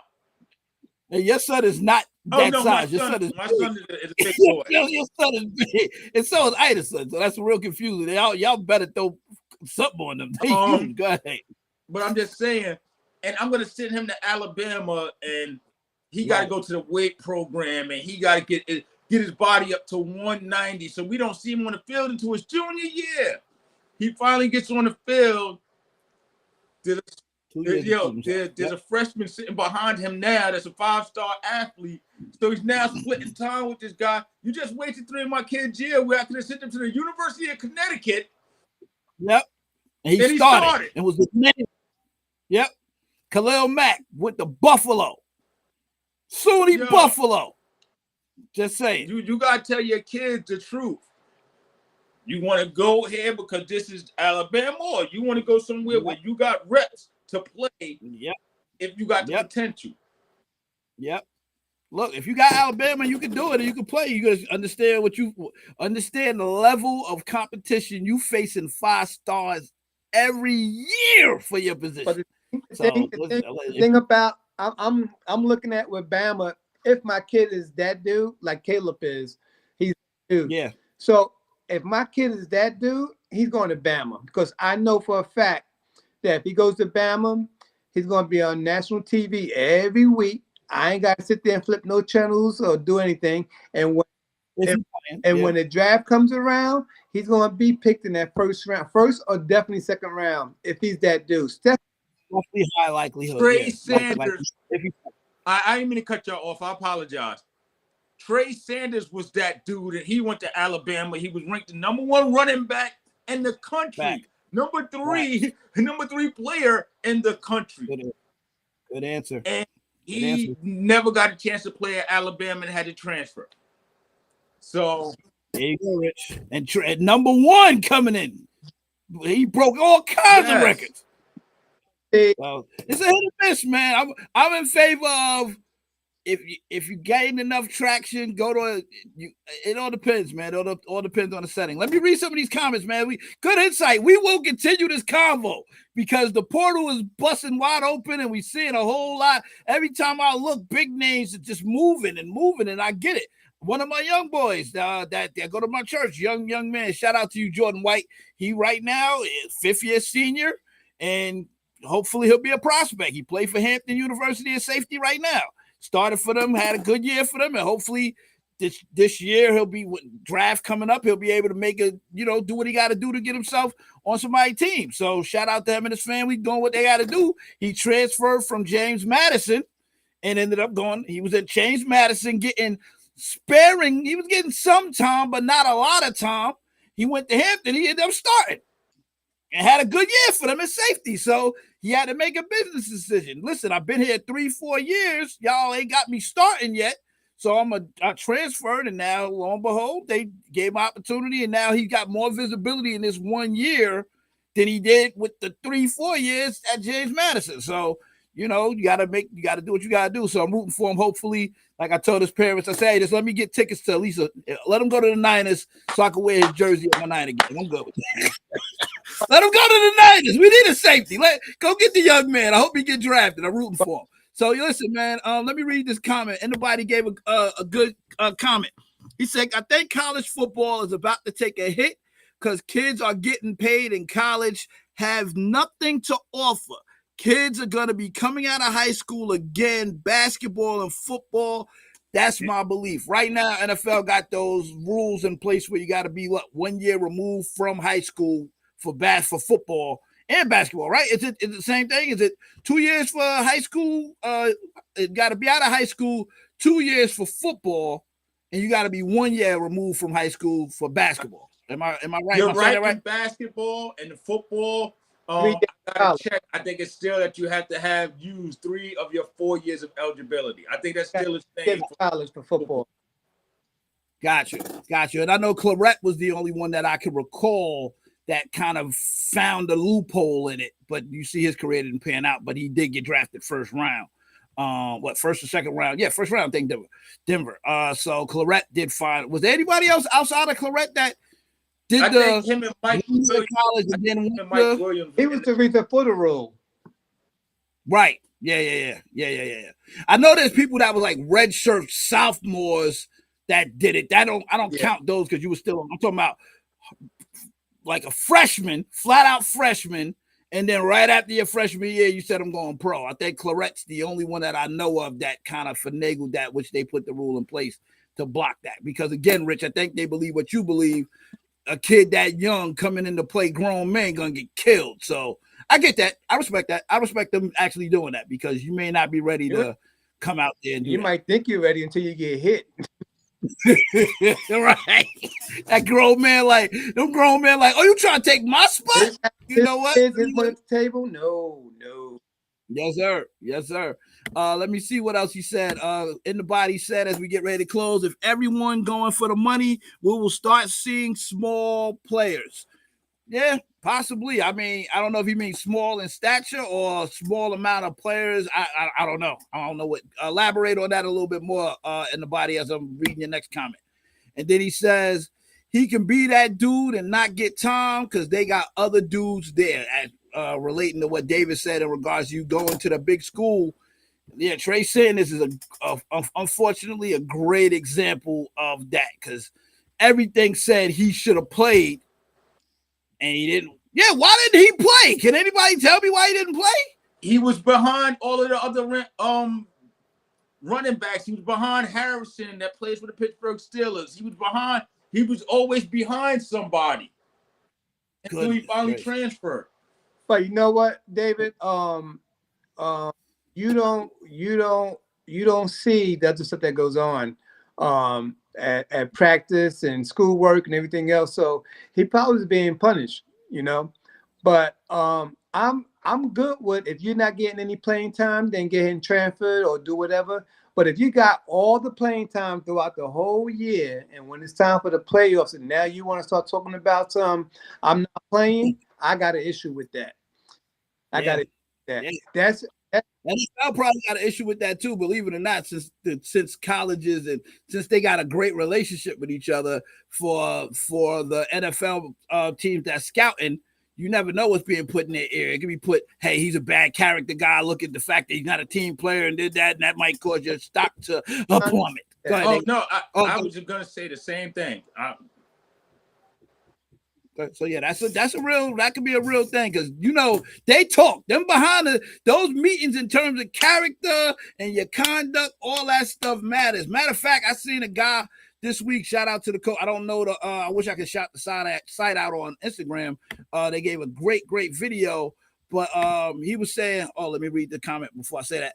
Big as in weight and strength. Look at the coach. Look at Coach Prime. That was a small college team. Yeah.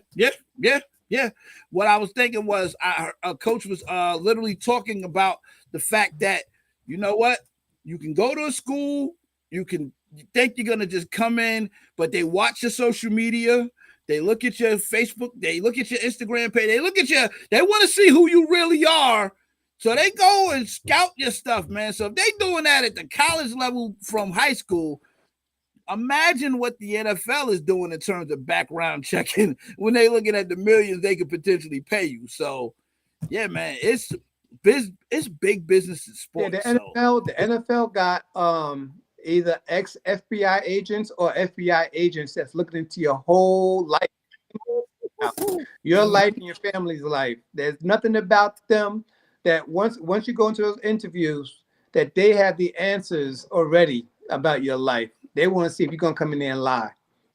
Yeah. Lie. There you go. That's look, man. We giving y'all nuggets. Y'all think it's just transfer portal. No, man. This is big business. David said it. Business decisions by the coaches, business decisions by the players.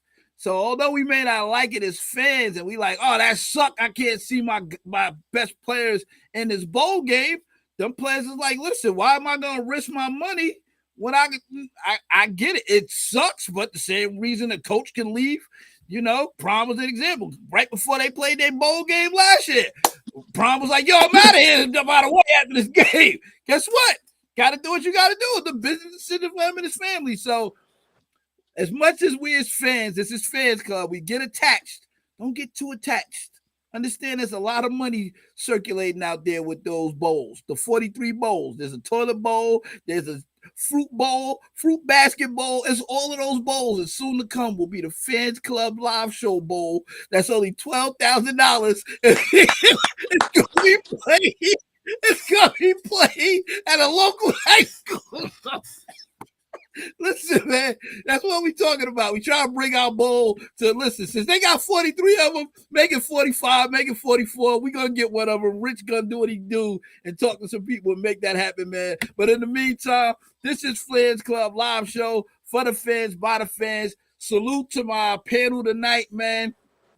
We did an extended version because you won't see us until 2024. There will be no revisiting until 2024, and we're going to come out hot, ready to go. Guns are blazing because the playoffs is right around the corner. My panel that was willing to give their prediction. Shout out to y'all. Shout out to anybody. Shout out to Lamar. Shout out to all y'all that was bold enough, Rich, David, Ruben, to put it out there.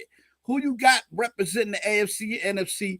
If you get it right, man, might throw something your way because you was willing to put it out there. So we'll see. We'll see if I'm feeling in the New Year's spirit. I don't even know if that's a thing, but I'm gonna go with it. So listen, man, follow us on Facebook, Instagram, Twitch, and YouTube at Fans Club Live Show. # join the discussion. You too can be one of my panel. You could be one of my experts that's on here, man. Self-proclaimed experts. You know, I like that. They don't like that, but I like to call it. I'm going to say it. Bring your expert opinion up here, man. You share your insight, your perspective, and let us hear what you got to say. But know your team. Know your facts. We said a lot of nuggets. Y'all got a lot of nuggets tonight, especially on the portal. And don't be trying to steal David's idea in regards to what coaches need to do. So y'all make sure y'all credit him if y'all have to adopt that. Go ahead, Rich, as we close. What you was about to say? Who's your two teams in the Super Bowl? I got my Niners in Baltimore. It's not going to be no mystery to me. I feel, and I said it, and I'll say it again, I feel like the NFL script writers gave y'all a little preview of what's to come by letting us get blown out, and then the next game will be us repaying John Harbaugh for beating us back in 2014. That's how 2014. So David got the Rams in Baltimore? David got the Rams and the same three teams that they've been saying in the AFC. One. AFC teams. He got three. You got to name one, David. Rams. If we don't win the AFC West, then I'm gonna say Kansas City because that means somebody's gonna have to travel to Kansas City. But if we win the AFC West, then once again, I'm only leaving it between those other two teams. So you got the Raiders out, you trying to say? I just said if we win the AFC West. I got us winning the AFC West. I already but wasn't on the show y'all earlier. not in. You know y'all not in yet, right? Y'all listen. got to win from Kansas City to get in. And Denver. Denver's still in the mix. Man, we're gonna sweep Denver. We sweep Denver. Well, as I said to David, and I'm gonna say it to you now that you on here, I got y'all losing in Denver, and I got Jared Stidham getting his revenge on y'all. That's what I got happening. Just so Mike, you know. nobody listened to you. I'm glad nobody listened to you. But anyway, so David's two teams is the Rams and who? Really, One team. if I gotta pick one, I'm gonna say Kansas City because everybody likes the fact that they freaking, they're under the cover until the playoffs come, and then they just start beating everybody. Okay, so you got the Rams in Kansas City. Mike got 49ers in Baltimore. I got Cowboys in Miami. Who does Lamar have? Who does Lamar have? I don't think he didn't make his prediction yet. He said it was too early. He didn't want to put it out there yet. Why? He gonna wait for the Super Bowl to put it out there? I guess so. He said it was too early. He gave his NFC championship and AFC championship players teams, but he didn't give a prediction for the Super Bowl. He said it was too early. It ain't like money's involved, so you could just name two. Listen, man, Lamar's like, listen, I like to play it safe. I ain't gonna throw it out there if I don't need to. I ain't mad at him. You got two? Rich threw his two out. Who is not Rich? Ruben. Who did Ruben have, David? Do you remember? I don't want to misquote him, but I think he said Detroit. He did have Detroit. Yeah. And probably Baltimore. Probably, yeah. I think that's about right. That's right. And the body had Niners in Baltimore or Detroit and Baltimore or Detroit. And you got named two. That's it. Get a look. Everybody got like 4 options, man. Y'all don't like to be wrong, man. Just be wrong. It's okay to be wrong. And then you can't name about 18 and say I was right. No. Look, listen. If you keep throwing the name out, somebody gonna land eventually. But listen, this is Fans Club live show for the fans by the fans. God bless y'all, man. Love y'all. Thank y'all. Hope y'all have a great new year. If I don't talk to you, which I'm sure I'll talk to you on the chat and everything like that. Salute to Trey and Lamar being in the fantasy championship game.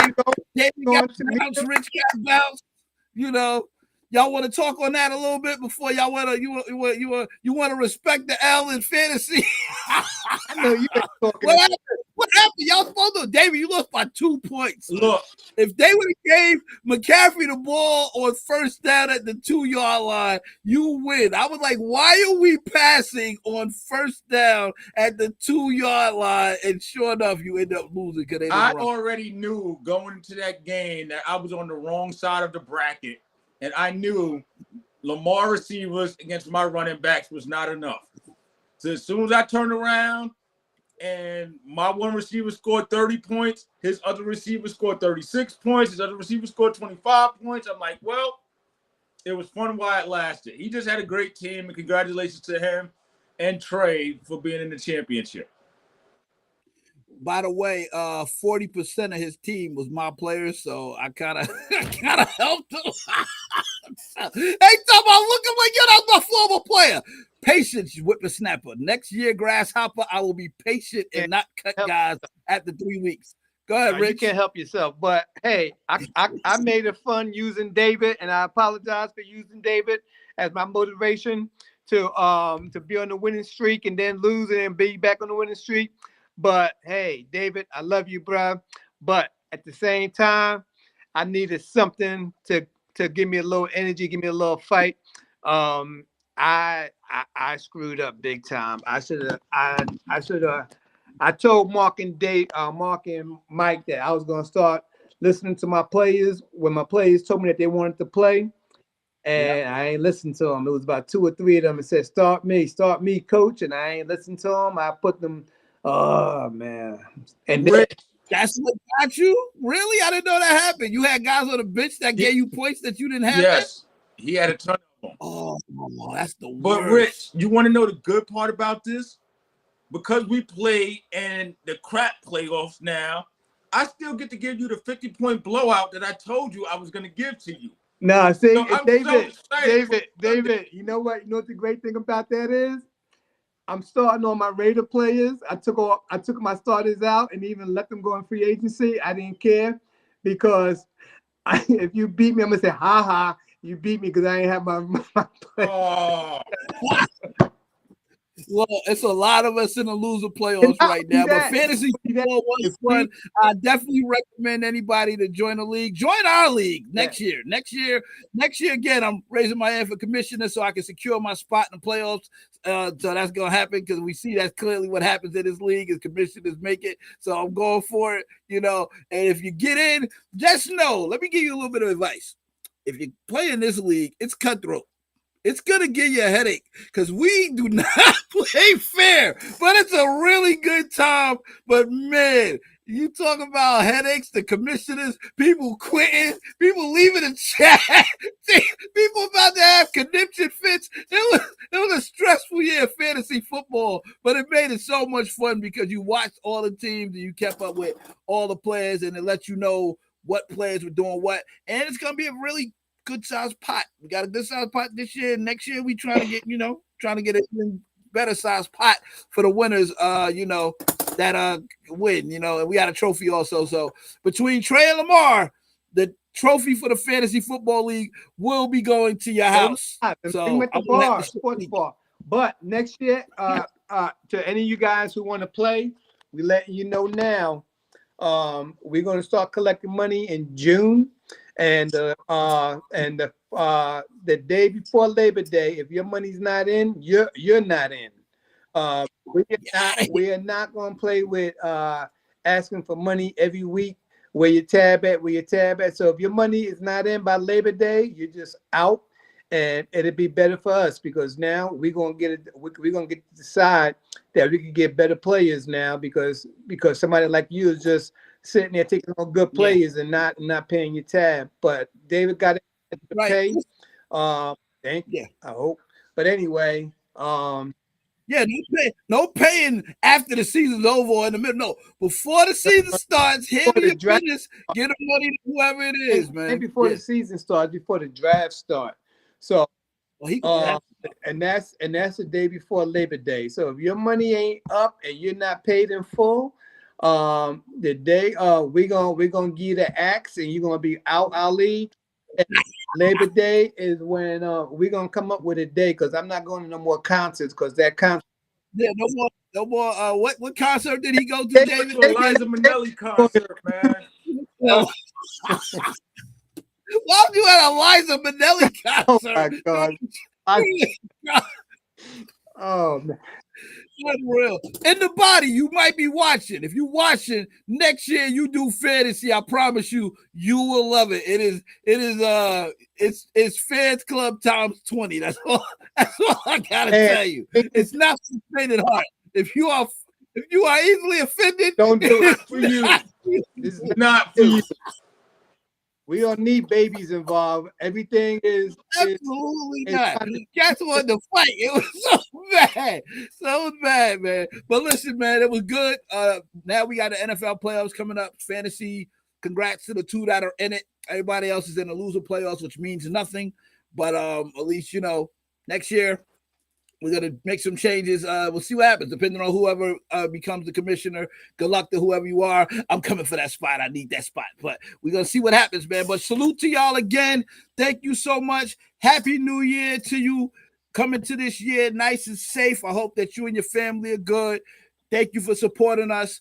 And for those that are part of the Fans Club chat and those that follow us, only thing I ask, please share either the YouTube or the Facebook. Share it. And again, you don't have to put it on your page because some people don't like flooding their pages. Inbox it to your people that you know like sports. Inbox it. That's private and they can watch it at their leisure. But at least let them know we out here in these sports streets. We out here in the podcast world. So I need y'all to do that, especially if you're on screen. I definitely expect you to share. Because, if y'all ain't sharing it with your people, why I got you on screen? You know what I mean? So, shout out to y'all, man. Shout out to y'all. Let me just leave this last comment that In the Body said. He said, I doubt it. Too busy to watch, to keep watching my players. You can do it. It's all right. You'll find a way. You'll find a way. We'll find a way. Because Rich was at a Liza Minnelli concert during the draft and still ended up making the playoffs. Who knew? Hey, so, y'all be good, man. Salute to y'all. God bless David. God bless Rich. Shout out to you, Ruben. Good night, my brothers. I talk to y'all soon. 2023. God bless. Bang, bang, bang. Night again. Y'all know what it is. Best team in the league? Depends. Maybe not this week, but